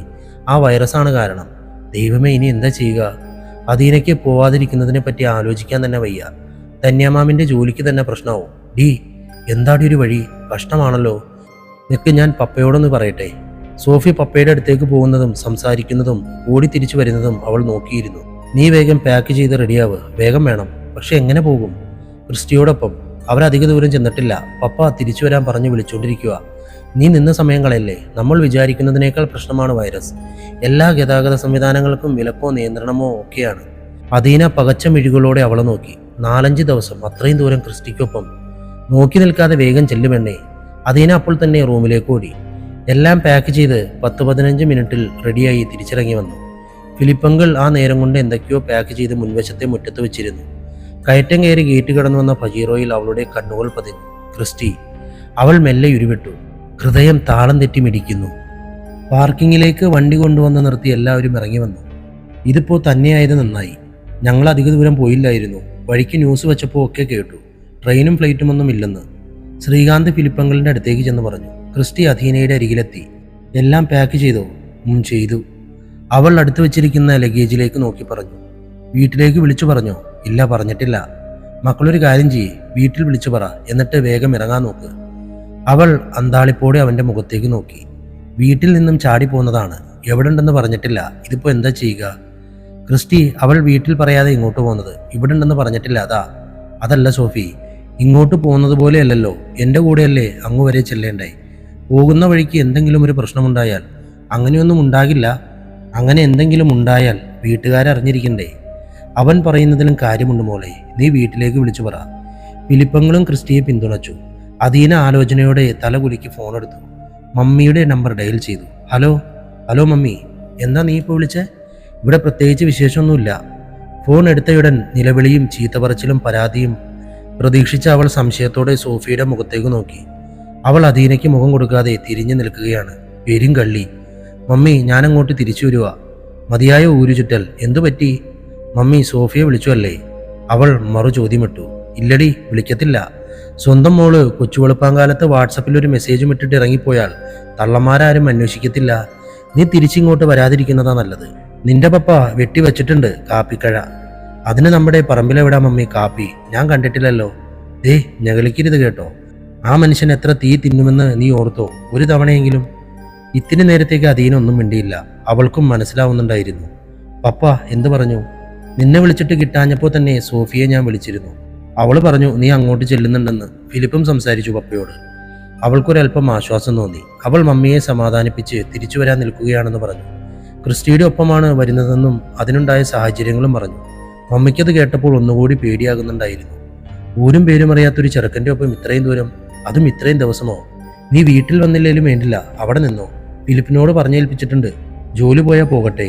മമ്മി, എനിക്കല്ല, ധന്യമാമിനാണ് പ്രശ്നം. കൊച്ചേ, നീ ആ ഫോണിങ് തന്നെ, ഞാനൊന്ന് പറയട്ടെ. അദീനയെ മമ്മി വിലക്കുകയാണെന്ന് മനസ്സിലായപ്പോൾ ഫിലിപ്പങ്കിൾ ഇടപെട്ടു. മാറി നിന്ന് മമ്മിയോടും പപ്പയോടും സംസാരിച്ചു.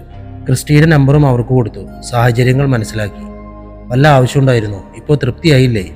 കൂർത്ത നോട്ടത്തോടെ അദീന ക്രിസ്റ്റിയോട് ചോദിച്ചു. അത് മനസ്സിലാക്കാൻ പോത്തുപോലെ വളർന്നാൽ മാത്രം പോരാ, വിവരവും കൂടി വേണം. നിനക്കതില്ലല്ലോ. അപ്പോഴേക്കും ഫിലിപ്പങ്ങൾ തിരിച്ചെത്തി. എല്ലാം സമ്മതിച്ചെന്ന് അറിയിച്ചു. പിന്നെ വേഗം തന്നെ അദീനയുടെ ബാഗുകളും മറ്റും വണ്ടിയിലേക്ക് എടുത്തു വെച്ചു. നിനക്കുള്ളത് ഞാൻ വച്ചിട്ടുണ്ട്. കളിമട്ടിൽ സോഫിയുടെ തോളത്തടിച്ചുകൊണ്ട് അദീന പറഞ്ഞു. അടുത്ത തവണ ചാടിപ്പോരുമ്പോൾ തന്നാ മതി. ചിരിയോടെ അവളും മറുപടി കൊടുത്തു. യാത്ര പറഞ്ഞവർ പുറപ്പെട്ടു. നടുവിലെ സീറ്റിലാണ് അദീന ഇരുന്നത്. പുറകിൽ ശ്രീകാന്തും ജിതിനും, മുൻപിൽ ഏലയും ക്രിസ്റ്റിയും. വിശേഷങ്ങൾ തിരക്കലും വീട്ടിൽ കല്യാണക്കാരെ നിർബന്ധിച്ചപ്പോൾ ഇങ്ങ് പോകുന്നതാണെന്നുമൊക്കെ ശ്രീകാന്തും ജിതിനും ചോദ്യങ്ങൾക്ക് മേലെ ചോദ്യങ്ങൾ ചോദിച്ച് അവളെ കൊണ്ട് പറയിപ്പിച്ചു. പണ്ടൊരു പ്രേമമുണ്ടായിരുന്നുവെന്നും ഇനിയിപ്പോൾ കല്യാണം വളരെ സീരിയസ് ആയി ആലോചിച്ച് മാത്രമേ നോക്കുകയുള്ളൂ എന്നും അവൾ പറഞ്ഞു. പിന്നെ കഥകളുടെ മേളം തന്നെയായിരുന്നു. ശ്രീകാന്ത് ജിതിൻ്റെയും ജിതിൻ ശ്രീകാന്തിൻ്റെയും പഴയ പ്രണയ കഥകളൊക്കെ പൊടിപ്പും തൊങ്ങലും വെച്ച് പറഞ്ഞുകൊണ്ടേയിരുന്നു. ക്രിസ്റ്റിയെ അധികം കളിയാക്കലുണ്ടായില്ല. 3-4 മണിക്കൂർ യാത്ര തുടർന്ന ശേഷം അവർ നല്ലൊരു ഹോട്ടൽ നോക്കി ഭക്ഷണം കഴിക്കുകയും പിന്നെ അങ്ങോട്ട് ശ്രീകാന്ത് ഡ്രൈവിംഗ് ഏറ്റെടുക്കുകയും ചെയ്തു. ഫ്രണ്ട് സീറ്റിൽ ഇരിപ്പ് മതിയാക്കി ഏല അദീനയുടെ ഒപ്പം കയറി. കളിച്ചും ചിരിച്ചും വലിയ ബോറടിയില്ലാതെ 8 മണിയോടുകൂടി അവർ ഡൽഹിയിലെത്തി. ശ്രീകാന്തിനെയും ജിതിനെയും മെട്രോ സ്റ്റേഷനിലിറക്കി അവർ യാത്ര തുടർന്നു. ഇതിനിടയിൽ 2 മണിക്കൂർ കൂടുമ്പോൾ അദീനയെ അമ്മ വിളിച്ചുകൊണ്ടേയിരുന്നു. ഇടയ്ക്കൊരു തവണ ശ്രീകാന്ത് അവളുടെ കയ്യിൽ നിന്നും ഫോൺ വാങ്ങി പേടിക്കണ്ടെന്ന് പറഞ്ഞു മമ്മിയെ സമാധാനിപ്പിക്കുകയും ചെയ്തിരുന്നു. ക്രിസ്റ്റി ഇത് ശ്രദ്ധിക്കുന്നുണ്ടായിരുന്നു. ഡൽഹി സിറ്റി കഴിയും മുമ്പ് അത്താഴം കഴിക്കാനായി അവർ വീണ്ടും വണ്ടി നിർത്തി. അവൻ ഫോണെടുത്ത് ഡയൽ ചെയ്തു. ഹലോ അമ്മച്ചി. നോബിയെ എവിടെയാടാ? ക്രിസ്റ്റഫർ നോബിൾ അമ്മച്ചിക്ക് നോബിയാണ്, വാത്സല്യപുത്രൻ. ഡൽഹി കയ്യാറായി അമ്മച്ചി, കഴിക്കാൻ നിർത്തിയതാണ്. അപ്പച്ചൻ എന്തിയെ? ഇവിടെ ഉണ്ടടാ, ഞങ്ങളും കഴിക്കാൻ തുടങ്ങുമായിരുന്നു. ഏല എന്നാ പറയുന്നു? മടുത്തില്ലേ അവൾ? അത് കേട്ടപ്പോൾ അവൻ പുറകിലേക്ക് തിരിഞ്ഞ് ഏലയെ നോക്കി. അദീനയുടെ മടിയിലേക്ക് മുൻകാലുകളും തലയും വെച്ച് കിടപ്പാണ്. അദീന ക്രിസ്റ്റിയുടെ സംഭാഷണം ശ്രദ്ധിക്കുന്നു. അവൾ ഇവിടെയുണ്ട്, ഒരു മുയലിന്റെ കൂടെയോ കൂട്ട്. മുയലോ? എവിടുന്ന്? അന്നമ്മച്ചി, ഷിംലയിൽ ഒരു മുയൽ ചാടി പോന്നിട്ടുണ്ട് നാട്ടിലേക്ക്. മറുതലയ്ക്കിൽ 1-2 നിമിഷത്തെ നിശബ്ദത. നോബിയെ ഏതാടാ പെങ്കൊച്ച്? എൻ്റെ പൊന്നമ്മച്ചി തൊഴുതു. അവൻ പരിസരം മറന്ന് ചിരിച്ചു. പിന്നെ അദീനയെ കൂടെ കൂട്ടാനുണ്ടായ സാഹചര്യം വിവരിച്ചു. അമ്മച്ചി ഒരു കാര്യം ചെയ്യണം, ഞാൻ അവളുടെ അമ്മയുടെ നമ്പർ തരാം, ഒന്ന് വിളിച്ച് സംസാരിക്ക്, ടെൻഷൻ കുറയട്ടെ. മനസ്സിലായടാ കുഞ്ഞേ, നീ ആ നമ്പർ ഇങ്ങതാ, ഞാൻ വിളിച്ചു പറഞ്ഞോളാം. ശരിയെന്നാ, അത്താഴമൊക്കെ കഴിച്ചേച്ചിരി, ഞങ്ങളും കഴിച്ചങ്ങോട്ട് വിളിക്കാം. കോള് കട്ട് ചെയ്ത് അവൻ അദീനയുടെ അടുത്ത് നിന്ന് അമ്മയുടെ നമ്പർ മേടിച്ച് അയച്ചു കൊടുത്തു. അവൾക്കും ആശ്വാസമുള്ള കാര്യമായിരുന്നു. അമ്മയുടെ പേടി അത്രയെങ്കിലും മാറുമല്ലോ. പിന്നെ അവർ ഫുഡ് കഴിക്കാനിറങ്ങി. ഏലയ്ക്കും ഒരു ചിക്കൻ ബിരിയാണി മേടിച്ചു കൊടുത്ത് അവരും കഴിച്ചു. അപ്പോഴേക്കും അമ്മച്ചി ക്രിസ്റ്റിയെ വിളിച്ചു. എടാ, ഞാൻ ആ കൊച്ചിൻ്റെ അമ്മയെ വിളിച്ചിട്ടുണ്ട്, കുഴപ്പമൊന്നുമില്ല, മക്കള് സമാധാനമായിട്ട് വാ. ഓക്കെ. പിന്നൊരു കാര്യം, നിന്നോട് പറയേണ്ട കാര്യമില്ലെന്നറിയാം, എന്നാലും പറയുക. ഒറ്റയ്ക്കല്ലെന്നും കൂടെയുള്ളതൊരു പെങ്കൊച്ചാണെന്നും ഓർമ്മ വേണം. നോക്കിയും കണ്ടുമൊക്കെ വാ. അത് ഞാൻ ഏറ്റമ്മച്ചി. കുരിശും വരച്ചേച്ച് പോയി കിടന്നുറങ്ങിക്കോ. ഹോട്ടലിൽ നിന്നിറങ്ങി പാർക്കിങ്ങിലേക്ക് നടക്കുമ്പോഴായിരുന്നു സംസാരം. തിരികെ ചെന്നൊരു ബാഗ് തുറന്ന് അവനൊരു ബ്ലാങ്കറ്റ് എടുത്തു. അത് പിൻസീറ്റിലേക്ക് ഇട്ടത് മേലെ അവിടേക്ക് ചാടിക്കയറി കിടക്കാനുള്ള വട്ടം കൂട്ടി. അതവളുടെ പതിവാണെന്ന് അദീനയ്ക്ക് തോന്നി. ഇനി താൻ നടുവിലെ സീറ്റിൽ കയറിയാൽ ക്രിസ്റ്റി മുൻപിൽ തനിച്ചാവും. അവൾ മുൻപിലെ സീറ്റ് പിടിച്ചു. അല്പദൂരം പോയി കഴിഞ്ഞപ്പോൾ നഗരപ്രദേശം വിട്ട് തിരക്കൊക്കെ ഒഴിഞ്ഞു. രാത്രി കനത്തുകൊണ്ടേയിരുന്നു, തണുപ്പും. 12 മണിയൊക്കെ കഴിഞ്ഞു. അവർ യാത്ര തുടർന്നു. ഇടയ്ക്കൊരു തട്ടുകടയിൽ നിർത്തി കട്ടൻ കാപ്പി കുടിച്ചു. അദീനയ്ക്ക് ചെറുതായി തലവേദനയുണ്ടായിരുന്നു. പനി കഴിഞ്ഞതല്ലേ ഉള്ളൂ, അതാവാം. വിക്സ് വല്ലോ ഇരിപ്പുണ്ടോ? അവളുടെ ചോദ്യം കേട്ട് അവൻ ഡാഷ്ബോർഡ് തുറന്ന് നോക്കാൻ പറഞ്ഞു. അതിൽ കണ്ടില്ല. ഇനി മെഡിക്കൽ സ്റ്റോറുകളൊന്നും തുറന്നു കിടപ്പില്ല. ഒരുപാട് രാത്രിയായില്ലേ. മുൻപോട്ട് പോകുന്തോറും തണുപ്പ് അധികരിക്കുകയും വഴിയിലാകെ കോട നിറയുകയും ചെയ്തു. അവനൊരു ഒതുങ്ങിയ സ്ഥലം നോക്കി വണ്ടി ഒതുക്കി. മുൻപിലുള്ളതൊന്നും കാണാൻ വയ്യാത്ത അളവിൽ കോടയുണ്ട്. യാത്ര അപകടമാണ്. അദീന സീറ്റ് ബെൽറ്റ് അഴിച്ച് ഡാഷ്ബോർഡിലേക്ക് നെറ്റിമുട്ടിച്ചു കിടന്നു. തലവേദന കൂടുതലാണോ നിനക്ക്? വിക്സ് എൻ്റെ അടുത്തുണ്ടായിരുന്നു. ഒരു കാര്യം ചെയ്യുമോ? കൈയെത്തിച്ച പുറകിലെ സീറ്റിൻ്റെ അടിയിലിരിക്കുന്ന പെട്ടിയും എടുത്തേ. അവളത് കൈയെത്തിച്ചെടുത്തു. ചെറിയൊരു സൂട്ട് കേസ്. അതിൽ കാണണം വിക്സ്, തുറന്നു നോക്ക്. പെട്ടി തുറന്നപ്പോൾ അവളുടെ കണ്ണിലാദ്യം പെട്ടത് ബക്കാഡി ഡ്രാഗൻബെറിയുടെ ബോട്ടിലാണ്. അവളത് കയ്യിലെടുത്തു. കൊള്ളാലോ, 2 അടിച്ചാലോ? അവൾ കുസൃതിയോടെ ക്രിസ്റ്റിയെ നോക്കി. അതേടി, കുടിച്ചു കുന്നം മറിഞ്ഞ് ഞാനിവിടെ കിടക്കാം. ഓ, വേണ്ടെങ്കിൽ വേണ്ടാന്ന് പറഞ്ഞാൽ പോരെ. പോത്തുപോലെ വളർന്നതല്ലേ, നിനക്കെന്താ വിവരമില്ലാത്ത? പോത്തല്ല, അത് പുല്ലിംഗമാ. നിർബന്ധമാണേൽ എരുമേന്ന് വിളിച്ചോ. നിന്നെപ്പോലെ ഒന്നേ ഉള്ളോ, അതോ ഇനിയും ഇങ്ങനത്തെ പടപ്പകളുണ്ടോ? സിംഗിൾ എഡിഷൻ, ഒന്നേ ഉള്ളൂ.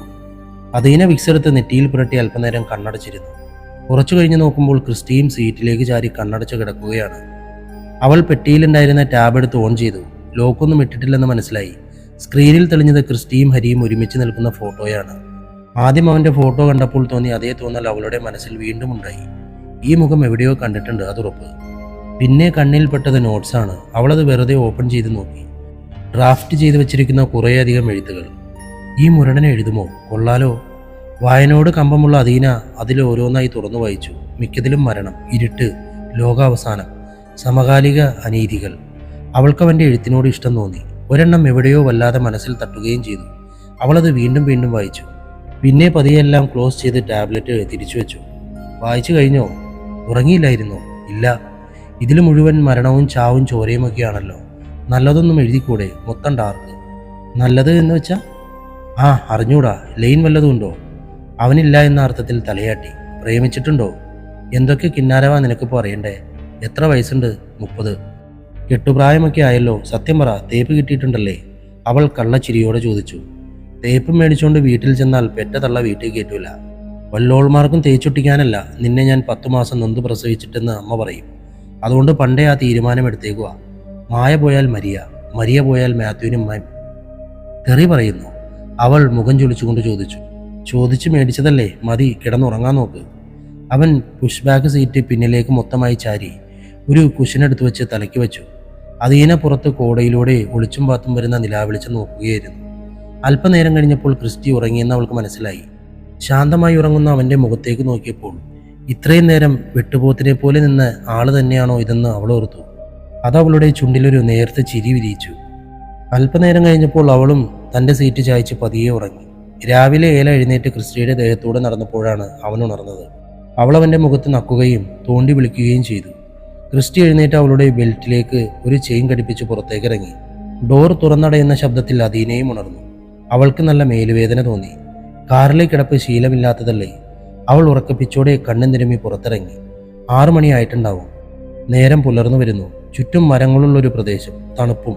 അല്പനേരം കഴിഞ്ഞ് ക്രിസ്റ്റി ഏലയെയും കൂട്ടി തിരികെ വന്നു. പല്ല് തേച്ചോ? ഇല്ല. വേഗം ബ്രഷും പേസ്റ്റുമൊക്കെ എടുക്ക്. കുറേ ബോട്ടിൽ മിനറൽ വാട്ടർ ഫിലിപ്പച്ചായൻ പുറകിൽ വെച്ചിട്ടുണ്ട്. പിന്നെ ബ്രെഡോ പഴമോ അങ്ങനെ എന്തൊക്കെയോ.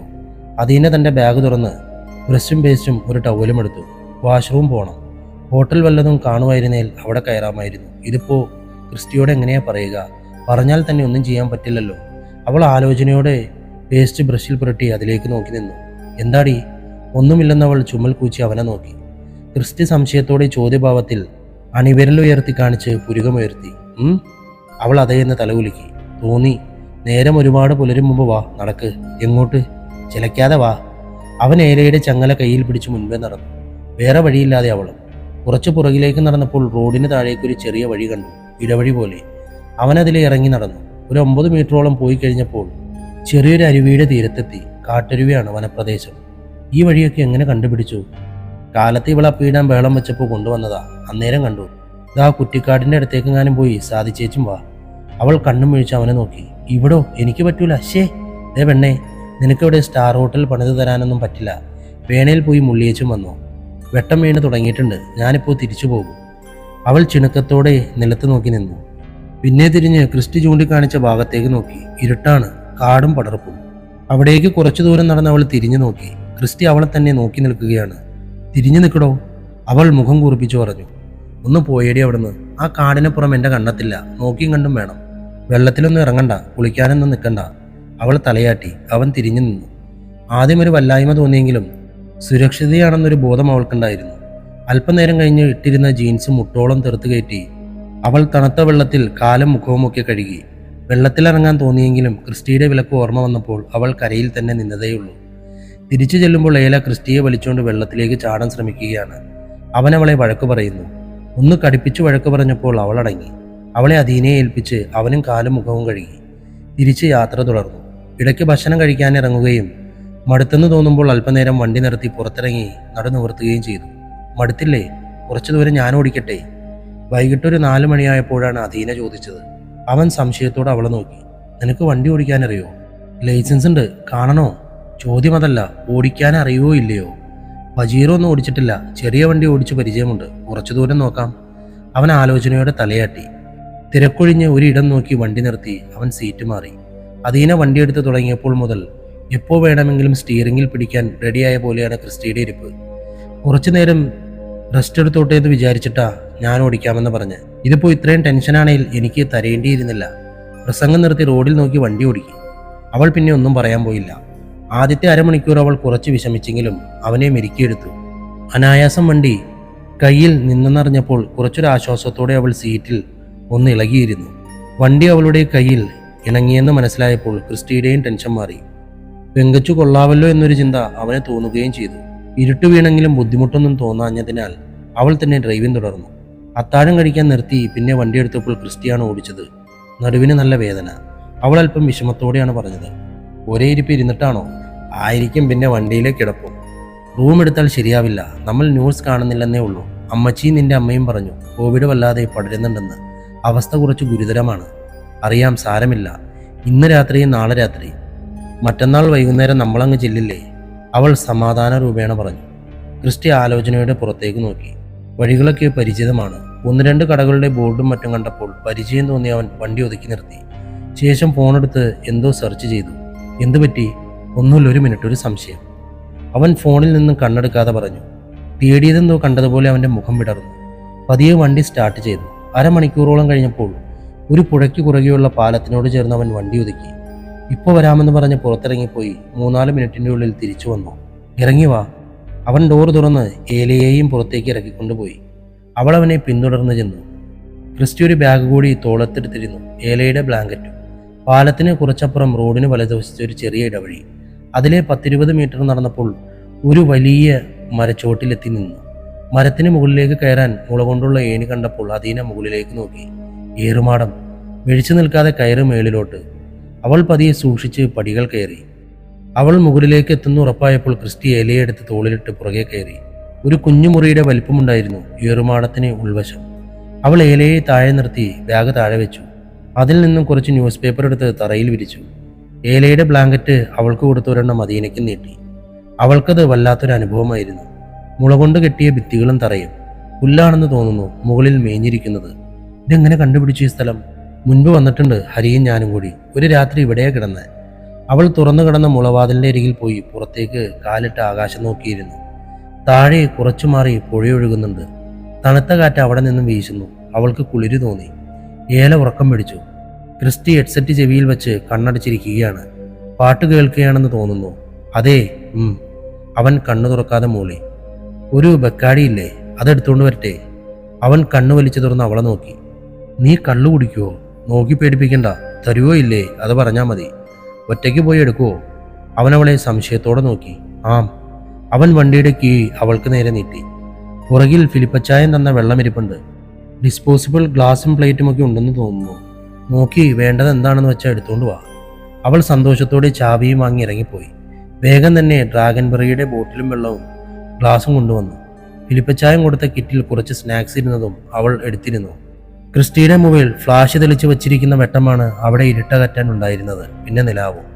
അവൾ ഏറുമാടത്തിന്റെ ഉള്ളിൽ കയറി സാധനങ്ങൾ നിരത്തി വെക്കുന്നതും സ്നാക്സ് പാക്കറ്റ് പൊട്ടിക്കുന്നതും ഒരു ഗ്ലാസ്സിലേക്ക് ബക്കാടി ഒഴിച്ച് അല്പം മാത്രം വെള്ളം ചേർക്കുന്നതും അവൻ അമ്പരപ്പോടെയാണ് നോക്കിയത്. എന്നാ? അവൾ നീട്ടിയ ഗ്ലാസ്സിലേക്ക് നോക്കി അവൻ നിഷേധാർത്ഥത്തിൽ തലയാട്ടി. എനിക്ക് വേണ്ട. ഒറ്റയ്ക്കല്ല ഞാൻ. നിനക്കോ ബോധമില്ല? ബോധം പോകാനും മാത്രമൊന്നും കുടിക്കണ്ട. ഇത് ഇത്തിരിയല്ലേ? അവൾ നീട്ടിപ്പിടിച്ച കൈ പിൻവലിക്കാതെ കുഞ്ചും പോലെ പറഞ്ഞു. ക്രിസ്റ്റി അവളെ കണ്ണിമയ്ക്കാതെ നോക്കി. ഇതെന്തൊരു പെണ്ണെന്ന് അവൻ ആലോചിക്കുകയും അതേസമയം നാട്യമില്ലാത്ത അവളുടെ പെരുമാറ്റത്തിൽ ഒരിഷ്ടം തോന്നുകയും ചെയ്തു. ക്രിസ്റ്റിയുടെ നോട്ടം കണ്ണിൽ നിന്നും തൻ്റെ മനസ്സിലേക്കാണെന്നൊരു തോന്നലിൽ അവൾ പിടച്ചിലൂടെ കണ്ണുകൾ താഴ്ത്തി. അരുതെന്ന് വിലക്കിയിട്ടും അവനോടൊരിഷ്ടം അവളുടെ മനസ്സിലും നാമ്പെടുത്തിരുന്നു. ക്രിസ്റ്റി അവളുടെ കയ്യിൽ നിന്നും ഗ്ലാസ് വാങ്ങി ഒരു സിപ്പ് എടുത്തു. അവളും ഒരു ഗ്ലാസ്സിലേക്ക് ഒഴിച്ചു കുടിച്ചു.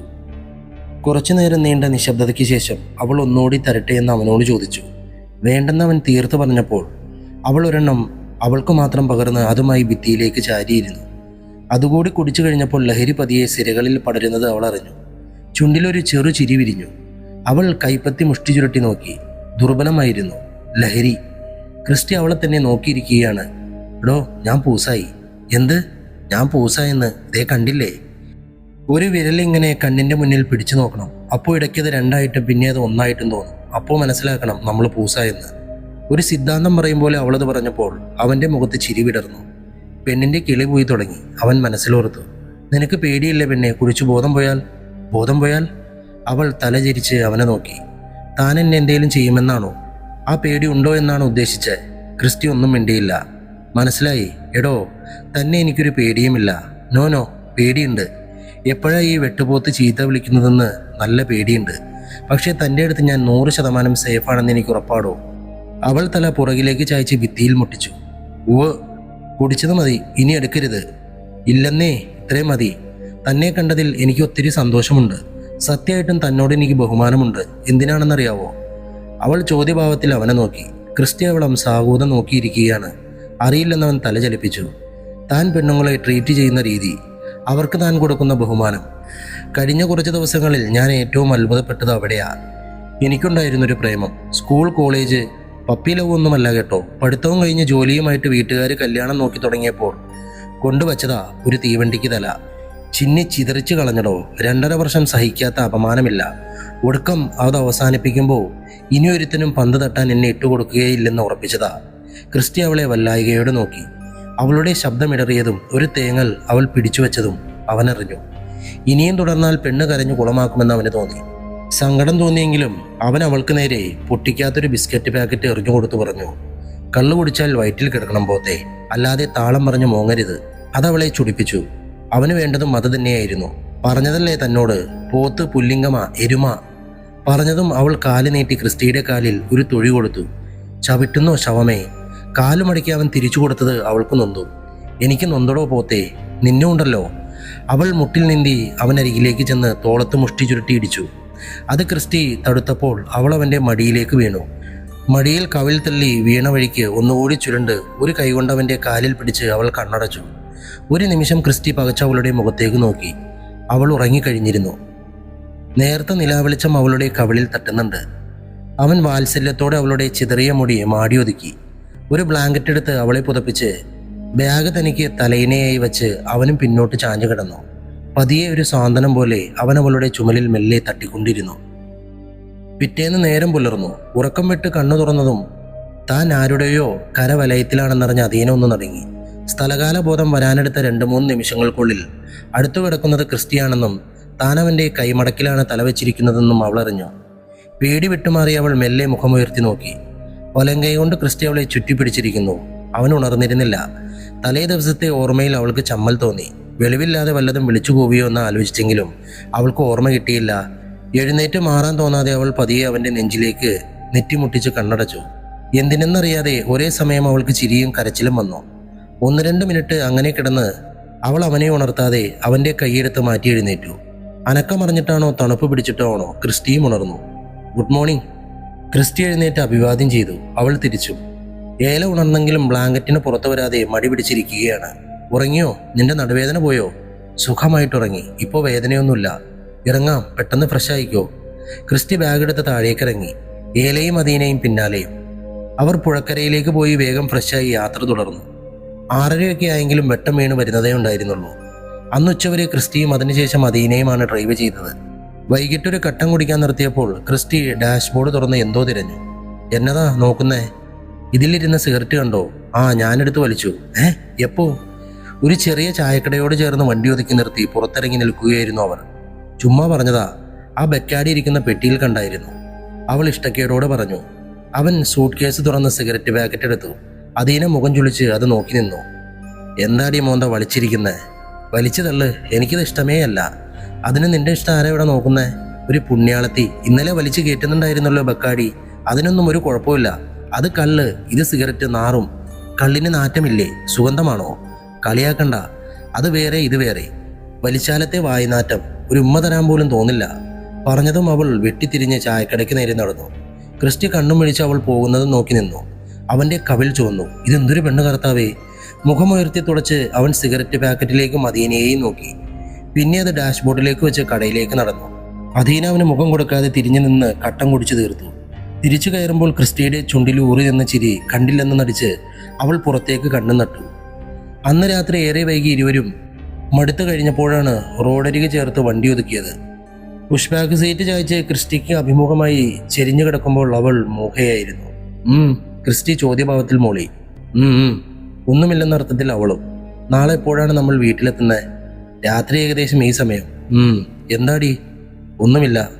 വീണ്ടും നീണ്ടു നിൽക്കുന്ന നിശബ്ദത. അവൾ പറയാതെ പറയുന്നതൊക്കെ കേട്ടുകൊണ്ടെന്ന പോലെ ക്രിസ്റ്റിയും അവളെ തന്നെ നോക്കിക്കിടന്നു. എന്താ നീ ആലോചിച്ചു കൂട്ടുന്നത്? എന്തൊക്കെയോ അസ്വസ്ഥതകൾ എന്ന് വെച്ചാൽ പേടി പോലെ. പേടിയോ? എന്തിന്? എന്തിനോ? നീ കിടന്നുറങ്ങ്, ഞാനില്ലേ കൂടെ എന്ന് പറയാതെ പറയും പോലെ അവൻ അവളുടെ പുതപ്പ് പിടിച്ച് നേരെ പുതപ്പിച്ചു. പിറ്റേന്ന് യാത്ര പുറപ്പെടുമ്പോൾ രണ്ടുപേരുടെയും വീട്ടിൽ നിന്നും വിളിച്ച് എത്താറാകുന്ന സമയമൊക്കെ ചോദിച്ചിരുന്നു. മിക്കപ്പോഴും എന്തെങ്കിലുമൊക്കെ പറഞ്ഞ് ക്രിസ്റ്റിയെ ചൊറിഞ്ഞുകൊണ്ടിരിക്കുന്ന അദീന അന്നു മുഴുവൻ നിശബ്ദയായിരുന്നു. ഇടയ്ക്കിടയ്ക്ക് എന്തു പറ്റിയെന്ന് ക്രിസ്റ്റി ചോദിച്ചെങ്കിലും അവൾ ഒന്നുമില്ലെന്ന് പറഞ്ഞ് മൗനം തുടർന്നു. ഡി പെണ്ണെ, നിർത്തി നിന്റെ മോന്ത തൂക്കി പിടിച്ചുകൊണ്ടുള്ള ഇരിപ്പ്. ഞാൻ ശല്യപ്പെടുത്തൊന്നുമില്ല. അവൻ അല്പനേരം ഒന്നും മിണ്ടിയില്ല. അമ്മച്ചി പറഞ്ഞിട്ടുണ്ട്, നിനക്ക് പറ്റിയ നല്ല ഒന്നാന്തരം അച്ചായത്തി കൊച്ചിനെ ഞാൻ തപ്പിപ്പിടിച്ച് തരാടാ എന്ന്. പെറ്റ തള്ളയുടെ വാക്കാണേ, തള്ളാൻ പറ്റൂലല്ലോ. അവൾ അവൻ്റെ മുഖത്തേക്കൊരു കൂർത്ത് നോട്ടം നോക്കി. ക്രിസ്റ്റി റോഡിൽ നിന്നും കണ്ണെടുത്തില്ല. അവൾ തിരിഞ്ഞ് വീണ്ടും പുറത്തേക്ക് നോക്കി ഇരിപ്പുറപ്പിച്ചു. പകലിന് ചൂട് കൂടുതലായിരുന്നു. കേരളത്തിലേക്ക് കടന്നതിൻ്റെ മാറ്റം കാഴ്ചകളിൽ അവൾ അറിഞ്ഞു. അന്ന് രാത്രി 9:30 അവർ കാഞ്ഞിരപ്പള്ളിയിലേക്കെത്തി. വിചാരിച്ചതിലും നേരത്തെ. അദീനയുടെ വീട് കാഞ്ഞിരപ്പള്ളിയിലാണ്, ക്രിസ്റ്റിയുടെ കോട്ടയത്തും. അവൾ വീട്ടിലേക്കുള്ള വഴി പറഞ്ഞു കൊടുത്തിട്ടുണ്ടായിരുന്നു. അവളുടെ വീട്ടിലേക്കെത്തുമ്പോൾ ഗേറ്റ് തുറന്ന് മമ്മി സിറ്റൗട്ടിൽ കാത്തു നിൽപ്പുണ്ട്. വണ്ടി ചെന്ന് നിന്നതറിഞ്ഞ് പപ്പയും ഇറങ്ങി വന്നു. അവളുടെ ബാഗുകളെടുത്ത് സിറ്റൗട്ടിലേക്ക് വയ്ക്കാൻ ക്രിസ്റ്റിയും സഹായിച്ചു. ഹൃദ്യമായ സ്വീകരണമാണ് അദീനയുടെ വീട്ടിൽ നിന്നും ക്രിസ്റ്റിക്ക് ലഭിച്ചത്. മകളെ സുരക്ഷിതമായി വീട് വരെ എത്തിച്ചതിൻ്റെ നന്ദി അവരുടെ വാക്കുകളിലും പെരുമാറ്റത്തിലും പ്രകടമായിരുന്നു. അത്താഴം കഴിച്ചിട്ട് പോയാൽ മതിയെന്ന് മമ്മി ക്രിസ്റ്റിയെ ഒരുപാട് നിർബന്ധിച്ചു. വേണ്ട, അമ്മച്ചി കാത്തിരിക്കും. ഞാനങ്ങ് ചെന്നിട്ട് അമ്മച്ചിയും കഴിക്കൂ. അവനത് സ്നേഹപൂർവ്വം നിരസിച്ചു. തിരികെ പോകാനിറങ്ങുമ്പോൾ വണ്ടിക്കരികിലേക്ക് അദീനയും ചെന്നു. അവൾ നിലത്തിരുന്ന് ഏലയെ കെട്ടിപ്പിടിച്ചു. ക്രിസ്റ്റി ഡ്രൈവിംഗ് സീറ്റിലേക്ക് കയറിയിരുന്ന യാത്ര ചോദിക്കും പോലെ അദീനയെ നോക്കി. അവൾ അനുവാദം നൽകും പോലെ തലയാട്ടി. അവളുടെ കണ്ണുകൾ ചുവന്നതും നിറഞ്ഞതും ഇരുട്ടിലവൻ കണ്ടില്ല. ഗേറ്റ് കടന്ന് വണ്ടി മുൻപിലെ റോഡിലേക്ക് ഇറങ്ങി. റിയർ വ്യൂ മിററിലൂടെ അദീന തന്നെ നോക്കി നിൽക്കുന്നത് അവൻ കാണുന്നുണ്ടായിരുന്നു. അവൾ കാഴ്ചയിൽ നിന്നും മറഞ്ഞതും ക്രിസ്റ്റി ബ്രേക്ക് ചവിട്ടി. മനഃപൂർവ്വം എന്തോ മറന്നു വെച്ചതുപോലെ അവൻ തല കുടഞ്ഞു. വല്ലായികയുടെ നെഞ്ചിൽ കൈ ചേർക്കുമ്പോൾ ഒരു നോവ് അവൻ അറിയുന്നുണ്ടായിരുന്നു. നനമാർന്നൊരു ചിരിയോടെ ക്രിസ്റ്റി പജേറോ വീണ്ടും സ്റ്റാർട്ട് ചെയ്തു. ദിവസങ്ങൾ കടന്നുപോയി. വല്ലപ്പോഴുമുള്ള ഫോൺ വിളികളിൽ അവരുടെ കൂട്ട് വളർന്നുകൊണ്ടേയിരുന്നു. മുഖപുസ്തകത്തിൽ അദീന ക്രിസ്റ്റിയെ തിരഞ്ഞു പിടിക്കുകയും ഫ്രണ്ട്സ് ആക്കുകയും ചെയ്തു. അവിടെ അവൾ കണ്ടത് എഴുത്തിലൂടെ വിസ്മയം തീർക്കുന്ന ക്രിസ്റ്റിയെയാണ്. ആവേശത്തോടെ അവൾ അവൻ്റെ വരികൾ വായിക്കുകയും എല്ലാം കോപ്പി ചെയ്ത് അവളുടെ ഡ്രാഫ്റ്റിൽ സൂക്ഷിക്കുകയും ചെയ്തു. വായിക്കാനേറെ ഇഷ്ടപ്പെടുന്നവൾ അവൻ്റെ വരികൾക്ക് മറുപടി കുറിച്ചുകൊണ്ട് എഴുതി തുടങ്ങി. ദിവസങ്ങൾ ശാന്തമായി കടന്നുപോയിക്കൊണ്ടേയിരുന്നു. ക്രിസ്റ്റിയും അവൻ്റെ തിരക്കുകളിൽ മുഴുകി. ഇതിനിടയിൽ കോവിഡ് വല്ലാതെ പടരുകയും ലോക്ക്ഡൗൺ പ്രഖ്യാപിക്കപ്പെടുകയും ചെയ്തു. ബിസിനസ് മേഖലകളെ സാരമായ രീതിയിൽ അത് ബാധിക്കുകയും ചെയ്തു. IT കമ്പനിക്കാർ വീട്ടിലിരുന്നും ജോലി ചെയ്യുന്നതിനാൽ അവർക്ക് വലിയ ബുദ്ധിമുട്ടുണ്ടായിരുന്നില്ല. മാസങ്ങൾ നീണ്ടുനിന്ന ലോക്ക്ഡൗണിനൊടുവിൽ ഇളവുകൾ അനുവദിക്കപ്പെട്ട സ്ഥാപനങ്ങൾ തുറന്ന് പ്രവർത്തിക്കാൻ ആരംഭിച്ച ശേഷം ഒരു ദിവസം ന്യൂ ഇൻഡെക്സ് ബാങ്ക്, ക്രിസ്റ്റിയുടെ അപ്പച്ചൻ സക്രിയയുടെ ക്യാബിൻ. തിരക്കിട്ട് മാനേജർ സുമേഷ് അദ്ദേഹത്തെ കാണാനായി കയറി ചെന്നു. വലിയൊരു നിക്ഷേപം ബാങ്കിലുള്ള ഒരു കസ്റ്റമർ 2 കോടി രൂപയോളം പിൻവലിക്കാനായി എത്തിയതിനെ തുടർന്നാണ് സുമേഷ് അവിടേക്ക് ചെന്നത്. പണം പിൻവലിക്കാനുള്ള പൂരിപ്പിച്ച അപേക്ഷയിലേക്ക് നോക്കി അദ്ദേഹം പറഞ്ഞു, ഇത് ഇന്ന് തന്നെ കൊടുത്ത് ക്ലോസ് ചെയ്തേക്കണം കേട്ടോ. നമുക്ക് വളരെ വേണ്ടപ്പെട്ട ആളാണ്. സാർ, കുറച്ച് പ്രശ്നമുണ്ട്. ഇത്രയധികം ഫണ്ട് നമ്മുടെ പക്കലില്ല. മനസ്സിലായില്ല. സക്രിയ സംശയഭാവത്തോടെ കണ്ണട നേരെ വെച്ച് സുമേഷിനെ നോക്കി. സാർ, ഇത് എങ്ങനെയാ പറയേണ്ടതെന്ന് എനിക്കറിയില്ല. ഈ തുക നിസ്സാരമായി കൊടുത്തു തീർക്കാമെന്ന് കരുതി തന്നെയാണ് ഞാൻ കണക്കുകൾ പരിശോധിച്ചത്. കണക്കുകൾ പ്രകാരം 14 കോടി രൂപയോളം നമ്മുടെ പക്കൽ ക്രയവിക്രയ യോഗ്യമായി കാണേണ്ടതാണ്. പക്ഷേ 1.25 കോടി രൂപ മാത്രമേ ഇപ്പോൾ ഇവിടെയുള്ളൂ. വല്ലാത്തൊരു ഞെട്ടലോടെയാണ് ക്രിസ്റ്റിയുടെ അപ്പച്ചൻ സുമേഷിന്റെ വാക്കുകൾ കേട്ടത്. പിന്നെയും വിശ്വസിക്കാനാവാതെ അദ്ദേഹം ചോദിച്ചുകൊണ്ടേയിരുന്നു. സുമേഷ് കണക്കുകളടങ്ങുന്ന രേഖകൾ നിരത്തി ഓരോന്നായി വിശദീകരിച്ചു. അവസാനം കൈവശമുള്ള 1.25 കോടി രൂപയും എവിടെ പോയെന്നറിയാത്ത 12,75,00,000 രൂപയും ബാക്കിയായി. പരവശത്തോടെ നെഞ്ചു തടവി അദ്ദേഹം കസാരയിലേക്കിരുന്നു. വെപ്രാളം കണ്ട് സുമേഷ് കുറച്ച് വെള്ളമെടുത്തു കൊടുത്തു. അല്പം അത് കുടിച്ച അദ്ദേഹം ഫോണെടുത്ത് ക്രിസ്റ്റിയുടെ നമ്പറിലേക്ക് വിളിച്ചു. നോബിയേ, അപ്പാ, എടാ കുഞ്ഞേ, നീ ബാങ്ക് വരെ ഒന്ന് വാടാ. അപ്പൻ്റെ ശബ്ദത്തിലെ തളർച്ചയും പതർച്ചയും ക്രിസ്റ്റി അറിഞ്ഞു. എന്നതാ അപ്പാ, പ്രശ്നം വല്ലതുമാണോ? നീ വേഗം വാട കുഞ്ഞേ. ക്രിസ്റ്റി ആ നിമിഷം തന്നെ ഫോൺ കട്ട് ചെയ്ത് തൻ്റെ ഷോറൂമിൽ നിന്നും പുറത്തിറങ്ങി. നോക്കിയാൽ കാണാവുന്ന ദൂരത്താണ് ബാങ്ക്. മിനിറ്റുകൾക്കുള്ളിൽ അവൻ അപ്പൻ്റെ ക്യാബിലേക്ക് കയറി ചെന്നു. സുമേഷ് പേടിയോടെ ക്രിസ്റ്റിയെ നോക്കുന്നുണ്ടായിരുന്നു. എന്നതാ അപ്പാ, തീ തീറ്റിക്കാതെ കാര്യം പറഞ്ഞേ. അവനെ കണ്ടതും അദ്ദേഹം മേശപ്പുറത്ത് നിവർത്തി വെച്ചിരുന്ന ഫയലുകളെടുത്ത് പ്രശ്നം വിവരിച്ചു. എവിടെയെന്നറിയാത്ത 12,75,00,000 രൂപ ഒരു ചോദ്യചിഹ്നമായി നിന്നു. ക്രിസ്റ്റി ചതി മണത്തു. അവൻ തലചിരിച്ച് സുമേഷിനെ നോക്കി. സാർ, എല്ലാ പേപ്പറുകളും കറക്റ്റാണ്. എവിടെയാണ് പിഴവ് വന്നതെന്ന് കണ്ടുപിടിക്കാനായിട്ടില്ല. ഓഡിറ്റും കാര്യങ്ങളുമൊക്കെ നടന്നപ്പോഴും ഇത് കണ്ടുപിടിച്ചിട്ടില്ല. അവൻ തൻ്റെ ഭാഗത്തെ ന്യായങ്ങൾ നിരത്തിക്കൊണ്ടേയിരുന്നു. ക്രിസ്റ്റിക്ക് തല പുകഞ്ഞു.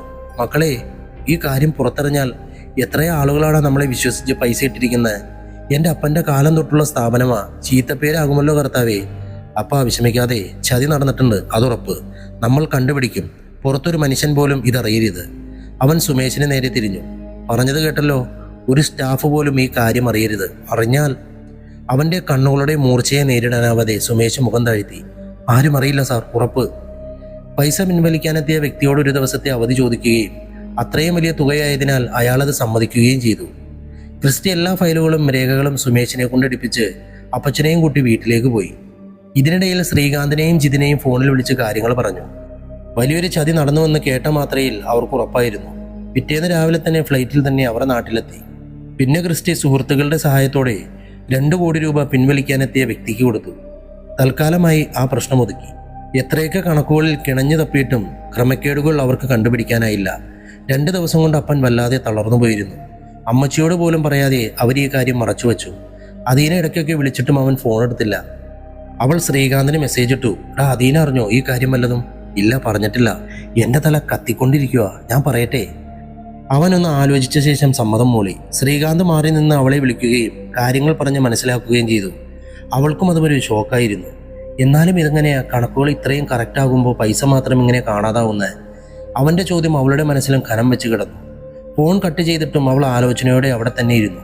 പെട്ടെന്നൊരു തോന്നലിൽ അവൾ ശ്രീകാന്തിനെ വീണ്ടും വിളിച്ച് ക്രിസ്റ്റിയുടെ കയ്യിൽ ഫോൺ കൊടുക്കാൻ പറഞ്ഞു. ക്രിസ്റ്റി, കണക്കുകളിൽ പിഴവില്ലെന്ന് ഉറപ്പാണോ?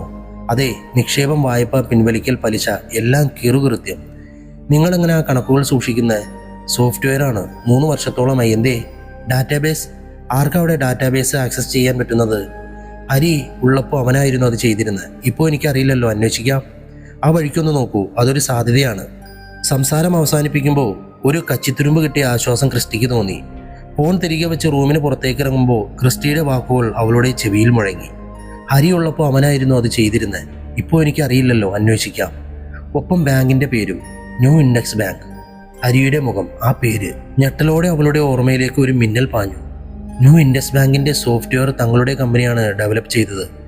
ഒപ്പം തന്നെ വർക്ക് തീരാൻ വൈകിയൊരു രാത്രി കമ്പനിയിലേക്ക് തൻ്റെ ഒപ്പം വർക്ക് ചെയ്യുന്ന കാവ്യയെ കാണാൻ മഴ നനഞ്ഞ കയറുവെന്ന ചെറുപ്പക്കാരൻ ഹരി, ക്രിസ്റ്റിയുടെ കൂട്ടുകാരൻ. അതെ, ഹരിയെ താൻ മുൻപ് കണ്ടത് ഓഫീസിൽ വെച്ച് തന്നെ. കാവ്യയെ കാത്ത് റിസപ്ഷനിൽ നിന്ന മുഖം. ഹരിയായിരുന്നു ആ പ്രോജക്റ്റിൻ്റെ കസ്റ്റമർ. അവൾക്ക് ഓർത്തെടുക്കാൻ സാധിച്ചില്ല. എന്തുകൊണ്ടാണ് ഹരിയുടെ ഫോട്ടോ കണ്ടപ്പോൾ മുഖപരിചയം തോന്നിയതെന്ന് അവൾക്ക് മനസ്സിലായി. ഹരിക്ക് എന്തെങ്കിലും രീതിയിൽ ബാങ്കിലെ തിരിമറിയുമായി ബന്ധമുണ്ടോ എന്ന് അവൾ സംശയിച്ചു. അതേസമയം 1.5 വർഷത്തോളം മുമ്പ് മരണപ്പെട്ടു പോയ ഒരാളെയാണല്ലോ സംശയിക്കുന്നതെന്ന ചിന്തയിൽ അവൾ സ്വയം തലയിലൊരു കൊട്ടുകൊടുക്കുകയും ചെയ്തു. ബാങ്കിലെ സ്റ്റാഫുകളോ മറ്റാരെങ്കിലുമോ അറിയാതെ രഹസ്യമായിട്ടായിരുന്നു ക്രിസ്റ്റിയുടെ അന്വേഷണം. ഏതെങ്കിലും രീതിയിൽ ന്യൂസ് വെളിയിൽ പോയാൽ തിരിച്ചു പിടിക്കാനാവാത്ത വിധം നഷ്ടങ്ങൾ സംഭവിക്കുമെന്ന് അവന് നല്ല ബോധ്യമുണ്ടായിരുന്നു. അവൻ ആദ്യപടിയായി ബാങ്കിൻ സോഫ്റ്റ്വെയറിൻ്റെ അഡ്മിൻ സൈഡ് പരിശോധിച്ചു. അത് കൈകാര്യം ചെയ്യുന്ന 2 സ്റ്റാഫുകൾ, അതുൽ, ശീതൾ എന്നിവരെ ക്രിസ്റ്റി ബാങ്കിലെ തൻ്റെ ക്യാബിനിലേക്ക് വിളിപ്പിച്ചു. വല്ലപ്പോഴും മാത്രം ബാങ്ക് സന്ദർശിക്കുന്ന, മാനേജ്മെൻറ്റ് കാര്യങ്ങളിലൊന്നും കാര്യമായി ഇടപെടാത്ത ക്രിസ്റ്റി കഴിഞ്ഞ 3-4 ദിവസങ്ങളായി ബാങ്കിൽ കൂടുതൽ സമയം ചെലവഴിക്കുന്നത് പലരും അത്ഭുതത്തോടെ നോക്കി. കഴിഞ്ഞ 2 വർഷങ്ങളിലെ കണക്കുകൾക്കാണ് ക്രിസ്റ്റി കൂടുതൽ പ്രാധാന്യം നൽകിയത്. അതിലും ശീതളും ക്രിസ്റ്റിയുടെ മുൻപിലെ കസാരയിലേക്കിരുന്നു. സൗഹൃദഭാവത്തിലാണ് ക്രിസ്റ്റി സംസാരിക്കാൻ ആരംഭിച്ചത്. ഇരുവരും 3-4 വർഷത്തോളമായി ന്യൂ ഇൻഡെക്സ് ബാങ്കിലെ ജീവനക്കാരാണ്. അവർ എങ്ങനെയൊക്കെയാണ് ബാങ്കിങ് സോഫ്റ്റ്വെയർ കൈകാര്യം ചെയ്യുന്നതെന്നും കസ്റ്റമേഴ്സിൻ്റെ വിവരങ്ങൾ എത്രത്തോളം സുരക്ഷിതത്വം ഈ സോഫ്റ്റ്വെയർ ഉപയോഗിക്കുന്ന വഴി ഉറപ്പാക്കാമെന്ന് എങ്ങും തൊടാത്ത രീതിയിൽ അവൻ അവരോട് ചോദിച്ചു. എല്ലാത്തിനും ലളിതമായ രീതിയിൽ അവർ മറുപടി നൽകി. സംസാരം അവസാനിപ്പിച്ച് പോകാനെഴുന്നേറ്റ് അവരോട് അവൻ നന്ദി പറഞ്ഞു. ശീതൾ പുറത്തേക്കുള്ള വാതിൽ തുറക്കാനൊരുങ്ങുമ്പോൾ ക്രിസ്റ്റി ചെയറിൽ നിന്ന് എഴുന്നേറ്റു. അതുൽ, 1 മിനിറ്റ്. അത് കേട്ട് ഇരുവരും തിരിഞ്ഞു വന്ന് അവനെ ചോദ്യഭാവത്തിൽ നോക്കി. മറ്റുള്ള സ്റ്റാഫുകൾ ഉപയോഗിക്കുന്നത് സ്റ്റാഫ് പോർട്ടലും നിങ്ങൾ ഉപയോഗിക്കുന്നത് അഡ്മിൻ പോർട്ടലുമല്ലേ? അതെ സാർ. നിങ്ങൾ 2 പേർക്കല്ലാതെ മറ്റാർക്കാണ് അഡ്മിൻ പോർട്ടൽ ആക്സസ് ഉള്ളത്? സക്രിയ സാറിനുണ്ട്. അതല്ലാതെ മറ്റാർക്കെങ്കിലും? ആലോചനയോടെ അതിലില്ലെന്നർത്ഥത്തിൽ തലയാട്ടി. സാർ, ഹരിസാറിന് ആക്സസ് ഉണ്ടായിരുന്നു. ശീതളാണ് പറഞ്ഞത്. ക്രിസ്റ്റിയുടെ പുരുകമുയർന്നു. അവൻ്റെ കണ്ണുകൾ അവളിൽ തറഞ്ഞു നിന്നു. എന്താ സാർ, എന്തെങ്കിലും പ്രശ്നം? അതുലിൻ്റെ ചോദ്യത്തിൽ അവൻ മുഖത്ത് ചിരിവരുത്തി ഒന്നുമില്ലെന്ന അർത്ഥത്തിൽ തലയാട്ടി. ഹരിസാറാണ് ഈ സോഫ്റ്റ്വെയർ കൊണ്ടുവന്നത്. സാറിൻ്റെ നിർദ്ദേശപ്രകാരമാണ് പഴയത് മാറ്റി കുറേയധികം പുതിയ ഫീച്ചേഴ്സുമായി ഈ സോഫ്റ്റ്വെയർ നമ്മൾ ഉണ്ടാക്കിപ്പിച്ചത്. ശീതൽ കൂട്ടിച്ചേർത്തു. ഓക്കെ, നിങ്ങൾ പൊക്കോളൂ, ഇടയ്ക്ക് കാണാം. ക്രിസ്റ്റി അവരെ പറഞ്ഞു വിട്ടതിന് ശേഷം തിരികെ ചെയറിലേക്കിരുന്നു. പല രീതിയിൽ ഫിൽട്ടർ ചെയ്ത് സംശയാസ്പദമായ രീതിയിൽ കണ്ട കുറച്ച് ട്രാൻസാക്ഷൻസ് അവൻ കുറിച്ചുവച്ചു. അവയൊക്കെയും ബാങ്കിൽ അക്കൗണ്ട് തുടങ്ങി 6 മാസ കാലയളവിൻ്റെ ഉള്ളിൽ ക്ലോസ് ചെയ്തു പോയവയായിരുന്നു. എന്നാൽ ലക്ഷങ്ങളുടെ, ചിലതിൽ കോടിയോളം രൂപയുടെ നിക്ഷേപങ്ങളും പിൻവലിക്കലുമാണ് നടന്നിട്ടുള്ളത്. സാധാരണ രീതിയിൽ അങ്ങനെ സംഭവിക്കാത്തതാണ് അവനെ സംശയം തോന്നിപ്പിച്ചത്. ഇത്ര വലിയ തുക വലുത് തന്നെയാണ്, നിർബന്ധമില്ല. ചെറിയ തുകകളുടെ നിക്ഷേപങ്ങൾക്ക് വേണ്ടി പോലും അക്കൗണ്ട് തുടങ്ങുന്നവർ ചെറിയ കാലയളവിൻ്റെ ഉള്ളിൽ അത് ക്ലോസ് ചെയ്യാറില്ല. ചിലപ്പോൾ ഇടപാടുകൾ നിന്നുപോയേക്കാം, വലിയ ഇടവേളകൾ വന്നേക്കാം. പക്ഷെ ഇത്, അവൻ ചിന്തയോടെ അവിടെയിരുന്നു. ശേഷം ഫിൽട്ടർ ചെയ്തെടുത്ത ട്രാൻസാക്ഷൻ വിവരങ്ങളും കസ്റ്റമേഴ്സിൻ്റെ വിവരങ്ങളും പെൻഡ്രൈവിലേക്ക് കോപ്പി ചെയ്തുകൊണ്ട് ഗസ്റ്റ് ഹൗസിലേക്ക് പോയി. ശ്രീകാന്തും ജിതിനും അവനെ കാത്ത് അവിടെ ഉണ്ടായിരുന്നു. ക്രിസ്റ്റി തൻ്റെ സംശയങ്ങൾ അവരുമായി പങ്കുവച്ചു. പെൻഡ്രൈവ് ലാപ്ടോപ്പിലേക്ക് കണക്ട് ചെയ്ത് അതിലെ വിവരങ്ങൾ പ്രിൻ്റ് ഔട്ട് എടുത്ത് അവർ മൂവരും വീണ്ടും വീണ്ടും പരിശോധിച്ചു. ശ്രീകാന്തേ, ഈ കസ്റ്റമേഴ്സിനെ ഒന്ന് ട്രാക്ക് ചെയ്യണം. ഞാനും അത് ആലോചിച്ചു. ജിതിൻ അവനെ പിന്താങ്ങി. ജിതിൻ്റെ ഫോണിൽ നിന്നും അവർ സംശയം തോന്നിയ നമ്പറുകളിലേക്ക് വിളിച്ചു നോക്കി. നമ്പർ നിലവിലില്ല. ദയവായി താങ്കൾ ഡയൽ ചെയ്ത നമ്പർ പരിശോധിക്കുക. ആദ്യത്തെ 10ഓളം പേരെ വിളിച്ചു വയ്ക്കുമ്പോഴത്തെ അവസ്ഥ ഒന്ന് തന്നെയായിരുന്നു. അതോടെ നമ്പറുകൾ ഫേക്കാണെന്ന് അവരുറപ്പിച്ചു. അടുത്ത സംശയം മേൽവിലാസങ്ങളിലായിരുന്നു. അതും വ്യാജമായിരിക്കുമെന്ന് ഉറപ്പുണ്ടെങ്കിലും അന്വേഷിക്കാൻ തന്നെ അവർ തീരുമാനിച്ചു. വ്യാജ നമ്പറെന്ന് ഉറപ്പാക്കിയ നമ്പറുകളുടെ മേൽവിലാസങ്ങൾ കോട്ടയം ജില്ലയ്ക്കകത്തും പുറത്തുമുള്ളവരുടേതായിരുന്നു. ശ്രീകാന്ത് വേഗം തന്നെ അവ തൻ്റെ പത്രം ഓഫീസിലെ സുഹൃത്തുക്കൾക്ക് അയച്ചു കൊടുത്തു. കേരള ധ്വനി എന്ന പത്രത്തിന് ന്യൂസ് ചാനലും ഉണ്ടായിരുന്നു. ഒരു ദിവസത്തെ സമയമാണ് അവർ ശ്രീകാന്തിനോട് പറഞ്ഞത്. ഉറക്കമില്ലാത്തൊരു രാത്രി കൂടി കടന്നു പോവുകയായിരുന്നു. അപ്പം വല്ലാതെ തളരുന്നത് ദിവസം പ്രതി ക്രിസ്റ്റി അറിഞ്ഞു. അമ്മച്ചിക്ക് ആദ്യം സംശയങ്ങളും. ചോദ്യങ്ങൾക്കൊന്നും വ്യക്തമായ ഉത്തരമോ കള്ളമോ പറയാനാകാതെ ക്രിസ്റ്റി കൂട്ടുകാർക്കൊപ്പം ഗസ്റ്റ് ഹൗസിൽ തന്നെ തങ്ങി. പിറ്റേന്ന് ശ്രീകാന്തിൻ്റെ കൂട്ടുകാർ വിളിച്ചു. അവരന്വേഷിക്കാൻ പറഞ്ഞ അഡ്രസ്സെല്ലാം തന്നെ വ്യാജം. അതിലുള്ളവരെയൊന്നും ട്രാക്ക് ചെയ്യാൻ അവർക്കായില്ല. ക്രിസ്റ്റിയുടെ ചിന്തകൾ കൂടുതൽ കലുഷിതമായി. തല പുകഞ്ഞ ആലോചനയ്ക്കൊടുവിൽ ഏത് സ്റ്റാഫാണ് ആ അക്കൗണ്ടുകൾ ഓപ്പൺ ചെയ്ത് കൊടുത്തതെന്ന് അവൻ നോക്കി. അധീനയുടെ സഹായത്തോടെ ഡേറ്റാബേസിൽ നിന്നുമാണ് അവനത് മനസ്സിലാക്കിയത്. ശ്വാസം നിലച്ചു പോകുന്നത് പോലെ മുറുകിയ മുഖത്തോടെ അവൻ ലാപ്ടോപ്പിൽ സെലക്റ്റായി നിൽക്കുന്ന പേരിലേക്ക് നോക്കി. ഹരിമാധവൻ. ക്രിസ്റ്റി പിന്നെയും പിന്നെയും തലകുടഞ്ഞു. കൂടെ നിന്ന് അവൻ ചതിക്കുമായിരുന്നല്ലോടോ. ജിതിൻ ക്രിസ്റ്റിയുടെ തോളിൽ കൈവച്ച് അവൻ്റെ അരികിലേക്കിരുന്നു. വിശപ്പാമ്പിനെയാണല്ലോ ദൈവമേ കൂടപ്പിറപ്പിനെ പോലെ കണ്ടത്. ശ്രീകാന്തിനും ഹരിയോടുള്ള ദേഷ്യവും അമർഷവും അടക്കാനായില്ല. ക്രിസ്റ്റിയുടെ അപ്പച്ചൻ അടുത്തിരിക്കുന്നത് കൊണ്ട് പറയാൻ വന്ന തെറിവാക്കുകൾ അവൻ വിഴുങ്ങി. ഇല്ല മക്കളെ, ഹരിയല്ല. അവനെക്കൊണ്ട് ഈ ചതി ചെയ്യാനാവത്തില്ലടാ. എൻ്റെ മാധവൻ്റെ മോനാ. അപ്പച്ചൻ്റെ നെഞ്ചിൽ കൈവച്ചുകൊണ്ടാണ് അത് പറഞ്ഞത്. കൊച്ചുനാൾ മുതൽ ഊണിലും ഉറക്കത്തിലും ഒരുമിച്ചുണ്ടായിരുന്നവരാണ് സക്രിയയും മാധവനും. അപ്പൻ്റെ സ്ഥാനം സക്രിയ ഏറ്റെടുത്തത് മുതൽ 4 കൊല്ലം മുമ്പ് മാധവൻ്റെ മരണം വരെ ഇരുവരും പരസ്പരം താങ്ങും തണലുമായി കഴിഞ്ഞവരാണ്. ജിതിനും ശ്രീകാന്തും ക്രിസ്റ്റിയുടെ മുഖത്തേക്ക് നോക്കി. അവൻ്റെ ഇരിപ്പ് കണ്ട ഭയത്തോടെ ശ്രീകാന്ത് തോളിൽ പിടിച്ചു വലിച്ചു. നീ എന്തെങ്കിലും ഒന്ന് പറയുന്നുണ്ടോ? ക്രിസ്റ്റി പകച്ച മിഴികളോടെ അവനെ നോക്കി. വിലങ്ങനെ തലയാട്ടി. ഹരി, അവനല്ലടാ, അവനല്ല. അവനൊരിക്കലും എന്നെ ചതിക്കാൻ പറ്റില്ല. ഇനി അഥവാ എന്നെ ചതിച്ചാൽ പോലും അപ്പനോട് ഈ ചതി ചെയ്യാൻ അവനാവത്തില്ലടാ, ഉറപ്പ്. സ്വയം പറഞ്ഞ് വിശ്വസിപ്പിക്കാനെന്ന പോലെ അവൻ വീണ്ടും വീണ്ടും പറഞ്ഞുകൊണ്ടേയിരുന്നു. അടുത്തത് എന്ത് ചെയ്യുമെന്ന് ആർക്കും ഒരു രൂപവും ഉണ്ടായില്ല. അല്പനേരം ഒറ്റയ്ക്ക് ഇരിക്കട്ടെ എന്ന് പറഞ്ഞ് ക്രിസ്റ്റി മുറിയിലേക്ക് കയറി വാതിലടച്ചു. ശ്രീകാന്ത് അധീനയുടെ മെസ്സേജ് വന്നത് കണ്ട് അവളെ തിരിച്ചു വിളിക്കുകയും ഹരിയുടെ ലോഗിൻ വഴിയാണ് വ്യാജ അക്കൗണ്ടുകൾ ഓപ്പൺ ചെയ്തിരിക്കുന്നതെന്ന് പറയുകയും ചെയ്തു. അവൾ വല്ലായികയോടെ തൻ്റെ സംശയം ശരിയായല്ലോ എന്ന് മനസ്സിലോർത്തു. ക്രിസ്റ്റിയുടെ മാനസികാവസ്ഥ അവൾക്ക് ഊഹിക്കാമായിരുന്നു. അപ്പോൾ വിളിച്ച് ശല്യപ്പെടുത്താൻ തോന്നാതെ 1 മണിക്കൂറോളം കഴിഞ്ഞപ്പോൾ അവൾ അവനെ വിളിച്ചു. ക്രിസ്റ്റി, പോലീസിനെ അറിയിക്കണ്ടേ? എനിക്ക് വിശ്വാസമില്ല. എൻ്റെ ഹരിയാണ് ഇതൊക്കെ ചെയ്തതെന്ന് വിശ്വസിക്കാൻ പറ്റുന്നില്ല. പിടിച്ചിരുത്തി ചോദിക്കാൻ അവനിവിടെ ഇല്ലല്ലോ. ചത്തു തുളഞ്ഞു പോയില്ലേടി. അവൻ്റെ നോവ് വാക്കുകളിലൂടെ അവളിലേക്കും പടർന്നു. ഹരി തന്നെയാണോ ചെയ്തതെന്ന് നമുക്ക് ഉറപ്പിക്കണം. അല്ലെന്നാണെങ്കിൽ അത് കണ്ടുപിടിക്കണം. പക്ഷെ എങ്ങനെ? അവൻ്റെ ലാപ്ടോപ്പ് അതൊന്ന് ചെക്ക് ചെയ്യണമല്ലോ. ക്രിസ്റ്റി ബെഡിൽ നിന്ന് എഴുന്നേറ്റിരുന്നു. ഒരുപക്ഷെ അവൻ്റെ ലാപ്ടോപ്പിൽ നിന്നും എന്തെങ്കിലും തെളിവ് കിട്ടിയാൽ. ആ ആലോചനയിൽ അവൻ മുറി തുറന്ന് പുറത്തേക്ക് ഇറങ്ങിച്ചെന്നു. അപ്പച്ചൻ വീട്ടിലേക്ക് തിരിച്ചുപോയെന്ന് ജിതിൻ അറിയിച്ചു. നേരം ഇരുട്ടി തുടങ്ങിയിരുന്നു അപ്പോഴേക്കും. പിറ്റേന്ന് രാവിലെ തന്നെ ക്രിസ്റ്റി ഹരിയുടെ വീട്ടിലേക്ക് ചെന്നു. അവൻ്റെ സന്ദർശനം ഹരിയുടെ അമ്മയ്ക്ക് എപ്പോഴും ഒരു ആശ്വാസമാണ്. ഭർത്താവിൻ്റെയും മകൻ്റെയും അകാല മരണം ആ സാധു സ്ത്രീയെ വല്ലാതെ തളർത്തിയിരുന്നു. ഹരിയുടെ ലാപ്ടോപ്പ് അവൻ്റെ മുറിയിൽ തന്നെയാണ് സൂക്ഷിച്ചിട്ടുള്ളത്. അമ്മയുടെ അനുവാദത്തോടെ ക്രിസ്റ്റി അതെടുത്തുകൊണ്ട് തിരികെ ഗസ്റ്റ് ഹൗസിലേക്ക് പോയി. അദീന വരുന്നുണ്ടെന്നറിയിച്ചപ്പോൾ അവൻ വഴി പറഞ്ഞു കൊടുത്ത് ലൊക്കേഷനും ഷെയർ ചെയ്തു. 11 മണിയോടുകൂടി അവൾ അവിടെ എത്തിച്ചേർന്നു. ജിതിനും ശ്രീകാന്തും ഹാളിലിരുന്നു ന്യൂസ് കാണുകയാണ്. അവർ വീണ്ടും കണ്ടതിലുള്ള സന്തോഷം പങ്കുവച്ചു. അവൾ ക്രിസ്റ്റിയുടെ റൂമിലേക്ക് ചെന്നു. ഡോർ ചാരിയിട്ടേ ഉണ്ടായിരുന്നുള്ളൂ. അവൾ മെല്ലെ വിരൽ മടക്കി മുട്ടിയപ്പോൾ കയറി പോന്നോളാൻ അവൻ പറഞ്ഞു. ബെഡിലിരുന്ന് ലാപ്ടോപ്പിൽ തിരയുകയാണ് ക്രിസ്റ്റി. അവൾ അവൻ്റെ അരികിലേക്ക് ചെന്നു. ലാപ്ടോപ്പ് നീക്കി വെച്ച് അവൻ അവളോട് ഇരിക്കാൻ പറഞ്ഞു. അദീന അവനെ വല്ലായ്മയോടെയാണ് നോക്കിയത്. കണ്ണുകൾക്ക് ചുറ്റും കറുപ്പുരാശി, ഉറക്കമില്ലെന്ന് വ്യക്തം. നിരതെറ്റി വളർന്ന താടിയും മീശയും. മൗസ് പിടിച്ചിരുന്ന അവൻ്റെ വലം കൈക്ക് മീതെ അവൾ തൻ്റെ കൈതലമെടുത്തു വെച്ചു. എന്തു കോലമാനേത്, ഇങ്ങനെ ക്ഷീണിച്ചു പോയോ? പറയാതെ തന്നെ നിനക്കറിയാലോ. അവൻ മറുകൈയാൽ അവളുടെ കയ്യും പഠിച്ചു. വിരലുകളുടെ മുറുക്കത്തിൽ തന്നെ അവൻ്റെ മാനസികാവസ്ഥ അവൾ അറിഞ്ഞു. അല്പനേരം ആ ഇരിപ്പ് തുടർന്ന് അവൻ അവളുടെ കൈകളെ സ്വതന്ത്രമാക്കി. ലാപ്ടോപ്പ് അവളുടെ മുമ്പിലേക്ക് നീക്കിവെച്ചു. ഇതിലൊന്നുമില്ല, കുറച്ച് സിനിമകളും പാട്ടുമല്ലാതെ. മുഴുവനും ക്ലിയർ ചെയ്ത് കളഞ്ഞതുപോലെ തോന്നുന്നു. അതിനെയും അത് നോക്കി ശരിവച്ചു. ഇത് ഞാൻ പ്രതീക്ഷിച്ചതാ, അതുകൊണ്ടാ ഇന്നിങ്ങോട്ട് വരട്ടെ എന്ന് ചോദിച്ചേ. ഡിലീറ്റ് ചെയ്ത് കളഞ്ഞതാണേൽ ഇതിലുണ്ടായിരുന്ന സകലതും തിരിച്ചെടുത്ത് തരാം. അതിനുള്ള റിക്കവറി സോഫ്റ്റ്വെയറുകളൊക്കെ നമ്മുടെ അടുത്തുണ്ട്. അവൾ ബാഗ് തുറന്നൊരു പെൻഡ്രൈവ് എടുത്ത് ലാപ്പിൻ്റെ മുൻപിലേക്കിരുന്നു. എന്തെങ്കിലുമൊക്കെ കലങ്ങി തെളിയുമെന്ന പ്രതീക്ഷയിൽ ക്രിസ്റ്റി അവളെ അവിടെ ഇരുത്തി പുറത്തേക്ക് ഇറങ്ങിപ്പോയി.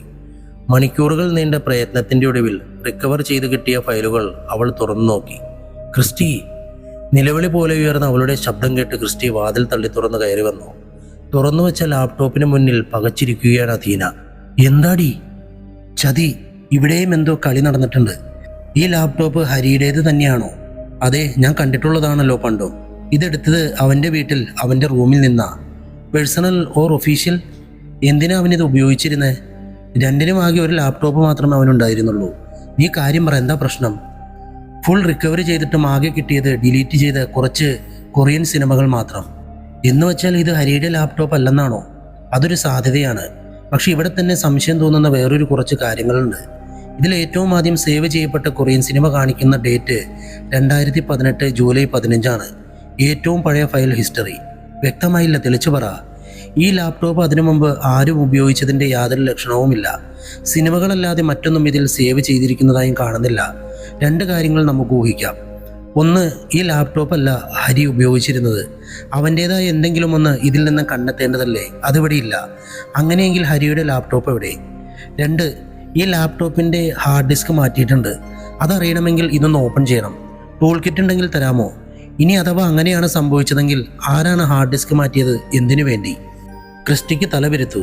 കൂടുതൽ സങ്കീർണതകളിലേക്കാണല്ലോ കാര്യങ്ങൾ നീങ്ങുന്നതെന്ന് അവൻ ആദ്യോടെ ചിന്തിച്ചു. അദീന ചോദിച്ച ചെറിയ സ്ക്രൂ, അഴിക്കാവുന്ന സ്ക്രൂ ഡ്രൈവറും മറ്റും അവൻ തപ്പിയെടുത്ത് കൊണ്ടുവന്നു. ലാപ്ടോപ്പ് അഴിച്ച് ഹാർഡ് ഡിസ്ക് പുറത്തെടുത്ത അദീന അതിൽ പ്രിന്റ് ചെയ്തിരിക്കുന്ന വിവരങ്ങളിലേക്ക് നോക്കി. അവൾ അതിൻ്റെ മോഡൽ നമ്പറും മറ്റുമെടുത്ത് ഗൂഗിൾ ചെയ്തു. അല്പനേരം കഴിഞ്ഞ് അവൾ ക്രിസ്റ്റിക്ക് നേരെ തിരിഞ്ഞു. അവൾ ചോദിക്കാൻ പോകുന്ന ചോദ്യത്തിൻ്റെ തീവ്രത എത്രത്തോളം എന്ന് അവളുടെ കണ്ണുകൾ കണ്ടപ്പോൾ അവന് മനസ്സിലായി. ഹരി മരിച്ചതെന്നാ ക്രിസ്റ്റി? 2018 ജൂൺ 25. അദീന പറഞ്ഞതനുസരിച്ച് ഹാർഡ് ഡിസ്കിലെ സിനിമകൾ സേവ് ചെയ്യപ്പെട്ടത് ഹരിയുടെ മരണത്തിന് 3 ആഴ്ചകൾക്ക് ശേഷം. ഈ മോഡേൺ ഹാർഡ് ഡിസ്ക് വിപണിയിലെത്തുന്നതും 2018 മാർച്ചിലാണ്. അതിനർത്ഥം ഹാർഡ് ഡിസ്ക് മാറ്റിയിട്ടുണ്ട്. സിനിമകൾ സേവ് ചെയ്യപ്പെട്ട ഡേറ്റ് നോക്കിയാൽ ഹരി മരിച്ചതിന് ശേഷമാണ് അത് സംഭവിച്ചതെന്ന് മനസ്സിലാവും. ഇതിൻ്റെയൊക്കെ അർത്ഥം എന്താണ് അദീന? ക്രിസ്റ്റി, ഞാൻ പറഞ്ഞിരുന്നില്ലേ ഈ സോഫ്റ്റ്വെയർ കസ്റ്റമൈസ് ചെയ്തത് എൻ്റെ പഴയ കമ്പനിയിലാണെന്ന്.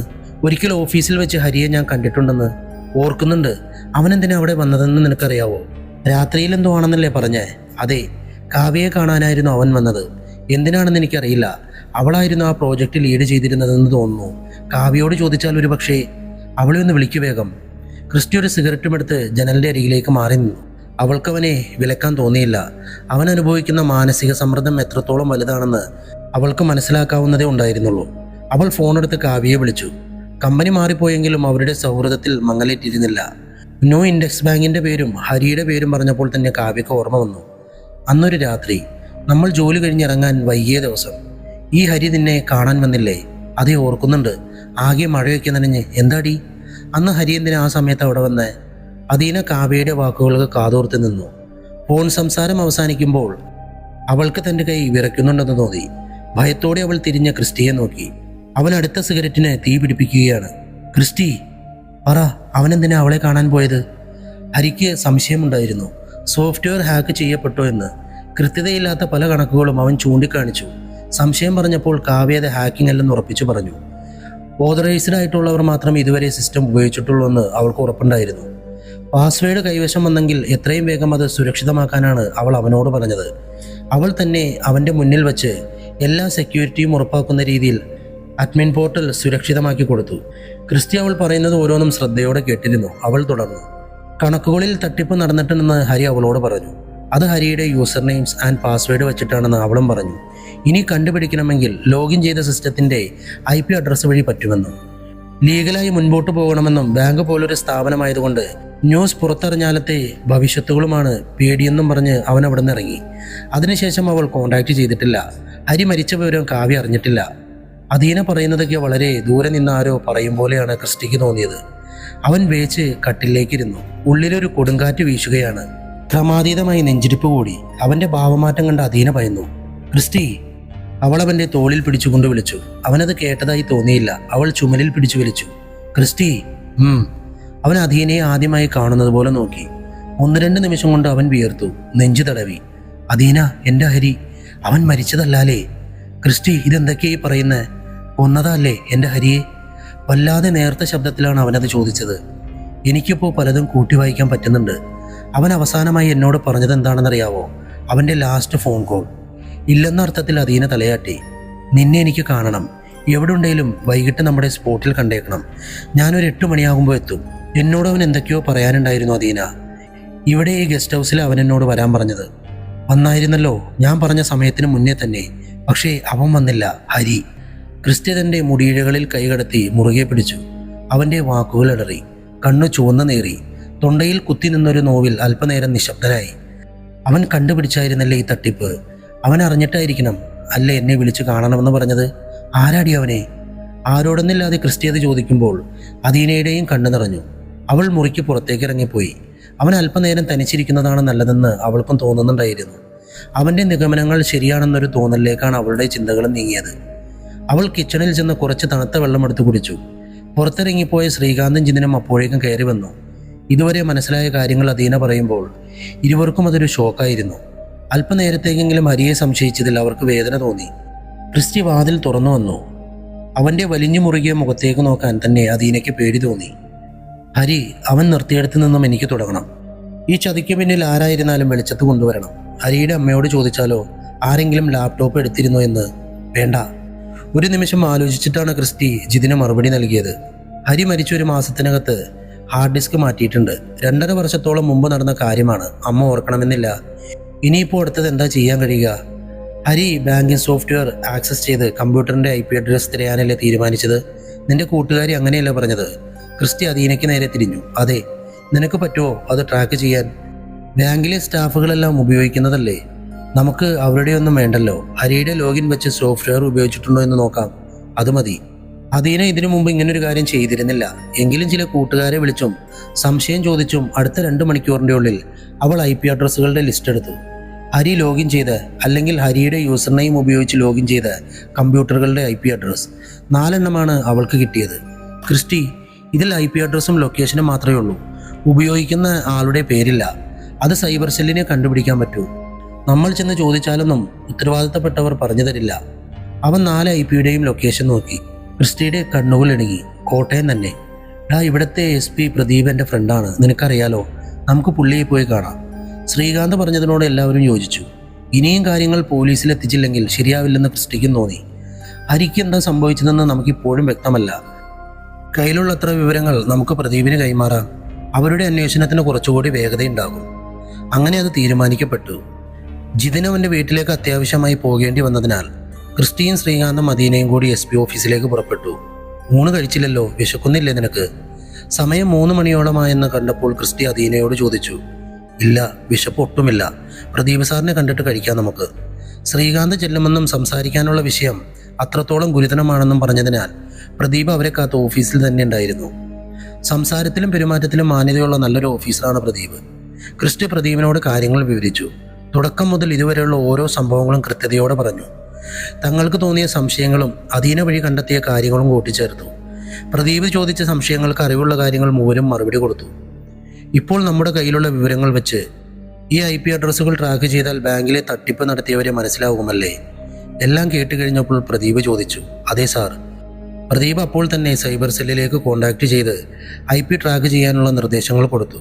അതുവരട്ടെ, 10-20 മിനിറ്റ് താമസമുണ്ടാവും. ഹരിയുടെ മരണം അപകടമല്ല, കൊലപാതകമാണെങ്കിൽ അതിന് പിന്നിലുള്ളവരും ഇവർ തന്നെയാവുമല്ലോ. പ്രദീപിന്റെ ചോദ്യത്തിന് ക്രിസ്റ്റി മറുപടി പറഞ്ഞില്ല. അങ്ങനെ ആവരുതെന്ന് അവൻ ആത്മാർത്ഥമായി ആഗ്രഹിച്ചിരുന്നു. 20 മിനിറ്റുകൾക്ക് മണിക്കൂറുകളുടെ ദൈർഘ്യമുണ്ടെന്ന് അവർക്ക് തോന്നി. കാത്തിരിപ്പിന്റെ ഒടുവിൽ പ്രദീപിന്റെ ഫോൺ റിങ് ചെയ്തു. സംസാരിച്ചു വച്ച ശേഷം അയാൾ അവർക്ക് നേരെ തിരിഞ്ഞു. IP ട്രാക്ക് ചെയ്തു. ഉപയോഗിച്ചവരുടെ പേരും വിവരങ്ങളും അവർ മെയിൽ ചെയ്തിട്ടുണ്ട്. പ്രദീപ് തന്റെ മുൻപിലിരിക്കുന്ന മോണിറ്ററിൽ മെയിൽ ഓപ്പൺ ചെയ്തു. സൈബർ സെല്ലിൽ നിന്നും അയച്ച വിവരങ്ങൾ അവർക്ക് നേരെ കാണത്തക്ക വിധം മോണിറ്റർ തിരിച്ചു വെച്ചു. ക്രിസ്റ്റി വേഗം സ്ക്രീനിലേക്ക് നോക്കി. ആദ്യത്തെ പേര് ഹരി മാധവൻ, അവന്റെ അഡ്രസ്സ്. രണ്ടാമത്തെ പേര് ക്രിസ്റ്റഫർ, തന്റെ അഡ്രസ്സ്. അവൻ അത് ഉപയോഗിച്ചിട്ടുണ്ടല്ലോ എന്ന് ക്രിസ്റ്റി ഓർത്തു. മൂന്നാമത്തെ പേര് സക്രിയ, നോ ഇൻഡെക്സ് ബാങ്ക്. അത് ബാങ്കിലെ കമ്പ്യൂട്ടർ ആവുമെന്ന് അവൻ ഊഹിച്ചു. നാലാമത്തെ പേര് അഡ്രസ്സ്. ക്രിസ്റ്റിയുടെ മിഴികൾ ചുവന്നു കുറുകി. അവൻ മുഷ്ടി ചുരുട്ടി മേശയിൽ ആഞ്ഞിടിച്ചു. പ്രജിത് രാഘവൻ, പാലോട്, കഞ്ഞിക്കുഴി. ആരാ ക്രിസ്റ്റി ഇത്? അധീന വിറയലോടെ ക്രിസ്റ്റിയുടെ കയ്യിൽ പിടിച്ചു. ശ്രീകാന്ത് മോണിറ്ററിലേക്ക് ഉറ്റുനോക്കി. രാഘവനങ്ങളുടെ മകൻ, ഹരിയുടെ അമ്മാവൻ രാഘവൻ പിള്ളയുടെ മകൻ. ഇവനാണോ ഈ ചതിക്ക് പിറകിൽ? ക്രിസ്റ്റിക്ക് വികാരക്ഷോഭം അടക്കാനായില്ല. അവൻ പ്രദീപ് നീക്കിവെച്ച മിനറൽ വാട്ടറിന്റെ കുപ്പി പൊട്ടിച്ച് വായിലേക്ക് കമഴ്ത്തി. അവന്റെ പരവേശം ഒന്നടങ്ങാൻ പ്രദീപ് കാത്തു. ക്രിസ്റ്റി, ഈ പ്രജിത്ത് നിങ്ങളുടെ സ്ഥാപനത്തിലെ ജീവനക്കാരനാണോ? അല്ല സാർ. ഹരിയുടെ അച്ഛൻ മാധവനങ്ങളും എൻ്റെ അപ്പച്ചനുമാണ് ബാങ്ക് നടത്തിക്കൊണ്ടുപോയിരുന്നത്. മാധവനങ്ങൾ മരിച്ചതിന് ശേഷം അവൻ്റെ അമ്മയുടെ ആങ്ങളെയാണ് അദ്ദേഹത്തിൻ്റെ ഷെയറും കാര്യങ്ങളുമൊക്കെ ഏറ്റെടുത്തത്. ഹരിക്ക് അച്ഛനെ പോലെ തന്നെയാണ് രാഘവനങ്ങളും. അദ്ദേഹത്തിൻ്റെ മകനെ ഈ പ്രജിത്ത് ഏതോ IT കമ്പനിയിലാണ് ജോലി. ഹാർട്ട് ഓഫ് പീക്കിൽ വെച്ച് ഹരിയുടെ അച്ഛൻ്റെ മരണശേഷം അമ്മാവനാണ് ആ സ്ഥാനത്ത് നിന്ന് കാര്യങ്ങൾ നോക്കുന്നതെന്ന് ക്രിസ്റ്റി പറഞ്ഞൊരു ഓർമ്മ അധീനയുടെ മനസ്സിലേക്കും എത്തി. കാര്യങ്ങളുടെ കിടപ്പ് ഏകദേശം മനസ്സിലായതുപോലെ പ്രദീപ് തലയാട്ടി. ശേഷം വിശദമായൊരു പരാതി ക്രിസ്റ്റിയെ കൊണ്ട് കൊടുപ്പിക്കാൻ ഒരു പോലീസ് ഓഫീസറെ ചുമതലപ്പെടുത്തി. അന്നൊരു ദിവസം ക്ഷമയോടെ ഇരിക്കണമെന്ന് പ്രദീപ് അവരോട് പ്രത്യേകം പറഞ്ഞു. തട്ടിപ്പ് തെളിയിക്കാനുള്ള രേഖകൾ മാത്രമേ നമ്മുടെ പക്കലുള്ളൂ എന്നും അതിനേക്കാൾ വലിയ ക്രൈം നടന്നിട്ടുണ്ടോ എന്നറിയാൻ പഴുതുകൾ അടച്ചു വേണം മുൻപോട്ട് പോകാനെന്നും പ്രദീപ് ഓർമ്മിപ്പിച്ചു. SP ഓഫീസിൽ നിന്നും ഇറങ്ങുമ്പോൾ 6 മണി കഴിഞ്ഞിരുന്നു. മൂവരും വല്ലാതെ തളർന്നു. ജിതിനെ ഫോണിൽ വിളിച്ച് കാര്യം പറയുമ്പോൾ അവനും അതൊട്ടും ഉൾക്കൊള്ളാനായില്ല. വീട്ടിലേക്ക് തിരികെ പോകാൻ തുടങ്ങിയ അധീനയെ ഭക്ഷണം എന്തെങ്കിലും കഴിച്ചിട്ട് പോയാൽ മതിയെന്ന് നിർബന്ധിച്ച് ക്രിസ്റ്റിയും ശ്രീകാന്തും ഒരു ഹോട്ടലിലേക്ക് കയറി. ഓരോ കോഫിയും ലേറ്റായി സ്നാക്സും കഴിച്ച് അവരവിടെ നിന്നിറങ്ങി. അധീനയുടെ സ്കൂട്ടർ ഗസ്റ്റ് ഹൗസിലാണ്. അവൾ സ്കൂട്ടറിന്റെ അരികിലേക്ക് പോയപ്പോൾ ക്രിസ്റ്റിയും ഒപ്പം ചെന്നു. ഇരുട്ട് വീണു. സൂക്ഷിച്ചും കണ്ടുമൊക്കെ പോണം. കൊണ്ടാക്കണോ നിന്നെ? വേണ്ട, 8 മണിക്ക് മുമ്പ് ഞാൻ വീടെത്തും, ചെന്നിട്ട് വിളിക്കാം. ഭക്ഷണം കഴിച്ച് റെസ്റ്റ് എടുക്ക്. അവൻ ശരിയെന്ന് തലയാട്ടി. അപ്പനോട് പറയണ്ടേ? വേണം. അപ്പനെ ഇങ്ങോട്ട് കൂട്ടിക്കൊണ്ട് വന്നിട്ട് വേണം പറയാൻ. എല്ലാം ഒതുങ്ങിക്കഴിഞ്ഞിട്ടേ അമ്മച്ചിയോട് പറയുന്നുള്ളൂ. അത് മതി, ടെൻഷൻ അടിപ്പിക്കണ്ടല്ലോ. നാളെ നീ വരുന്നുണ്ടോ? മറുപടി പറയാതെ അധീന അവൻ്റെ കവിളിൽ കൈ ചേർത്ത് തോളിലേക്ക് മുഖം ചായച്ചു. ക്രിസ്റ്റി ഇരു കൈകൊണ്ടും അവളെ ചുറ്റിപ്പിടിച്ച് അല്പനേരം നിന്നു. ചെല്ല്, നീ അങ്ങ് എത്തുന്നതുവരെ സമാധാനക്കേടാ, രാത്രിയായി പോയിക്കോ. അവളെ അടർത്തി മാറ്റി അവൻ സ്കൂട്ടറിന്റെ അരികിലേക്ക് നിർത്തി. മൗനമായി യാത്ര ചോദിച്ച് അവൾ ഗേറ്റ് കടന്നുപോയി. ജിതിനും ശ്രീകാന്തും ഭക്ഷണം പുറത്തു നിന്നും ഓർഡർ ചെയ്ത് ഗസ്റ്റ് ഹൗസിലേക്ക് വരുത്തി.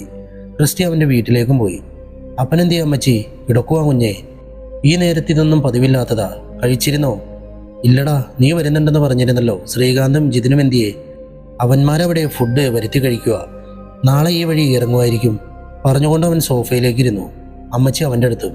കുഞ്ഞേ, അമ്മച്ചിക്കറിയാം അപ്പൻ്റെയും മോൻ്റെയും മനസ്സിൽ വല്ലാത്ത ആദി എന്തൊക്കെയോ ഉണ്ടെന്ന്. ഇത്ര കാലത്തിൻ്റെ ഇടയിൽ നിന്റെ അപ്പൻ ഇങ്ങനെ തളർന്നു കണ്ടത് ഒരേ ഒരു തവണ മാത്രമാ, മാധവൻ മരിച്ചപ്പോൾ. മക്കളോട് അമ്മച്ചി ഒന്നും ചോദിക്കുന്നില്ല. രണ്ടുപേരും ഒന്നും പറയുകയും വേണ്ട. പക്ഷേ പ്രശ്നം എന്തുവാണേലും ധൈര്യം കൈവിടരുത്. അമ്മച്ചിക്ക് ചിലപ്പോൾ താങ്ങാൻ പറ്റുന്ന കാര്യമായിരിക്കത്തില്ല. അതുകൊണ്ടാവുമല്ലോ നിങ്ങൾ അപ്പനും മോനും ഒറ്റയ്ക്കിങ്ങനെ തീ തിന്നുന്നത്. അവനൊന്നും പറയാതെ അമ്മച്ചിയുടെ മടിയിലേക്ക് തലവെച്ച് കിടന്ന് കണ്ണടച്ചു. കുറച്ചു നേരം കഴിഞ്ഞ് മനസ്സൊന്ന് ശാന്തമായപ്പോൾ അവൻ കണ്ണു തുറന്നു. അമ്മച്ചിയുടെ കണ്ണുകൾ നിറഞ്ഞിരുന്നു. അവൻ മടിയിൽ നിന്നെഴുന്നേറ്റ് നിലത്തേക്കിരുന്ന അമ്മച്ചിയുടെ കൈകൾ രണ്ടും കൂട്ടിപ്പിടിച്ചു. ഇന്നൊരു രാത്രിയും നാളൊരു പകലും കൂടി അമ്മച്ചി ക്ഷമിക്കുക. സമാധാനമായിട്ടിരിക്കുക. നാളെ ഈ നേരത്തിന് മുമ്പ് എല്ലാത്തിനും പരിഹാരമുണ്ടാകും. അമ്മച്ചി നേർത്തൊരു പുഞ്ചിരിയോടെ അവൻ്റെ തോളിൽ തട്ടി. നീ അപ്പനെയും വിളിച്ചെണീപ്പിച്ചു വാ, അത്താഴമെടുക്കാം. വിളമ്പിക്കോ, ഒരു 5 മിനിറ്റ്. കുളിച്ചേച്ച് ഓടി വരുന്നു. ക്രിസ്റ്റി തൻ്റെ റൂമിലേക്ക് പോയി. കുളി കഴിഞ്ഞ് അപ്പൻ്റെ മുറിയിലേക്ക് ചെല്ലുമ്പോൾ അദ്ദേഹം കട്ടിലിൽ എഴുന്നേറ്റിരിക്കുകയായിരുന്നു. അപ്പൻ എഴുന്നേറ്റോ? അവളിപ്പോൾ വന്ന് വിളിച്ചടാ.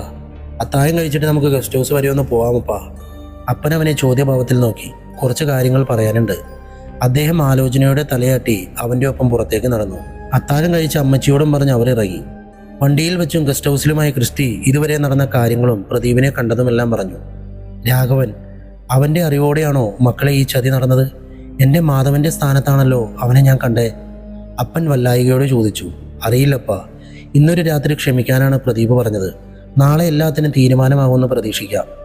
ഈ രാത്രി ഇരുവർക്കും ഉറങ്ങാനാവുമായിരുന്നില്ല. പിറ്റേന്ന് രാവിലെ ക്രിസ്റ്റി അപ്പനെ വീട്ടിൽ കൊണ്ടാക്കി ഗസ്റ്റ് ഹൗസിലെത്തി. അന്നും 11 മണിയോടെ അധീന അവിടേക്ക് വന്നു. ശ്രീകാന്ത് പ്രദീപിനെ വിളിച്ചപ്പോൾ 2 മണിക്കൂർ കഴിഞ്ഞ് വിളിക്കാൻ പറഞ്ഞു. പ്രദീപ് ധൃതിയിൽ കോള് കട്ട് ചെയ്തു. ഇരുന്നിട്ട് ഇരിപ്പുറയ്ക്കാതെ ക്രിസ്റ്റി ഹാളിലൂടെ ഒരു വെരികിനെ പോലെ നടക്കുകയാണ്. ഉച്ചഭക്ഷണം പാർസൽ വരുത്തി അവർ കഴിച്ചു. 2 മണിയായപ്പോൾ ശ്രീകാന്ത് വീണ്ടും പ്രദീപിനെ വിളിച്ചു. പ്രദീപ് ഫോൺ എടുത്തില്ല. എല്ലാവരും ടെൻഷൻ്റെ കൊടുമുടി കയറുകയായിരുന്നു. ക്രിസ്റ്റി അപ്പനെ വിളിച്ച് രാഘവൻ ബാങ്കിൽ എത്തിയോ എന്ന് അന്വേഷിച്ചു. എത്തിയിട്ടില്ലെന്നാണ് അറിയാൻ കഴിഞ്ഞത്. 3 മണിയോടെ പ്രദീപിൻ്റെ കോൾ ശ്രീകാന്തിൻ്റെ ഫോണിലേക്ക് എത്തി. എത്രയും വേഗം അപ്പനെയും കൂട്ടി ക്രിസ്റ്റിയോട് SP ഓഫീസിലേക്ക് എത്താൻ പറഞ്ഞു. അടുത്ത അരമണിക്കൂറിൽ അപ്പനെയും വീട്ടിൽ ചെന്ന് കൂട്ടിക്കൊണ്ട് അവരെല്ലാവരും പ്രദീപിൻ്റെ അടുത്തെത്തി. ക്രിസ്റ്റി, രാഘവനും മകൻ പ്രജിത്തും എവിടെയുണ്ട്? ബാങ്കിലെ തിരിമറികളെല്ലാം ചെയ്തത് പ്രജിത്താണെന്ന് അവൻ സമ്മതിച്ചു കഴിഞ്ഞു.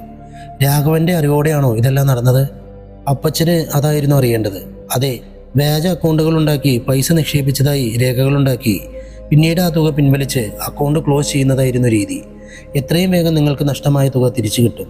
ഒരുപാട് നന്ദിയുണ്ട് സാർ. ക്രിസ്റ്റി നെഞ്ചിൽ കൈവച്ചുകൊണ്ടാണ് അത് പറഞ്ഞത്. ക്രിസ്റ്റി, ഇതിൻ്റെ കൂടെ മറ്റു ചില കാര്യങ്ങൾ കൂടി തെളിഞ്ഞിട്ടുണ്ട്. ഹരിയുടെ യൂസർ നെയിമും പാസ്വേഡും പ്രജിത്ത് അവൻ്റെ ലാപ്ടോപ്പിൽ നിന്നാണ് ആദ്യമായി മനസ്സിലാക്കിയത്. അതുപയോഗിച്ച് കുറേയധികം തിരിമറികൾ നടന്ന ശേഷമാണ് ഹരിയുടെ ശ്രദ്ധയിലേക്ക് കാര്യങ്ങൾ എത്തിയത്. അന്നായിരിക്കണം ഹരി ഹദീനയുടെ കൂട്ടുകാരിയെ കാണാൻ പോയത്. പാസ്വേഡ് സുരക്ഷിതമാക്കിയെന്നറിഞ്ഞപ്പോൾ തന്നെ പ്രജിത്ത് അപകടം മണത്തു. പിടി വീഴുമെന്ന് സംശയം തോന്നിയിടത്താണ് അവൻ ഹരിയുടെ ഹെൽമെറ്റ് അവനറിയാതെ മാറ്റിവെച്ച് ബൈക്കിൻ്റെ ബ്രേക്ക് നശിപ്പിച്ചത്. ഹരി ബൈക്കുമായി പോയപ്പോൾ സമർത്ഥമായി അവൻ ഒരു ആക്സിഡൻറ്റ് ക്രിയേറ്റ് ചെയ്തു. സ്പോട്ടിൽ തന്നെ ഹരി മരിച്ചില്ലായിരുന്നെങ്കിൽ ആശുപത്രിയിൽ വെച്ച് കൊല്ലാനായിരുന്നു അവൻ്റെ പ്ലാൻ. അത് വേണ്ടി വന്നില്ല. ക്രിസ്റ്റിയുടെ മുഖം കനത്ത് കല്ലിച്ചു കിടന്നു. അപ്പൻ അവൻ്റെ തുടയിൽ കൈവച്ച് അമർത്തി പിടിച്ചിരുന്നു. അങ്ങനെ അപകടമെന്ന് കരുതിയൊരു മരണം കൊലപാതകമാണെന്ന് തെളിഞ്ഞിരിക്കുകയാണ്.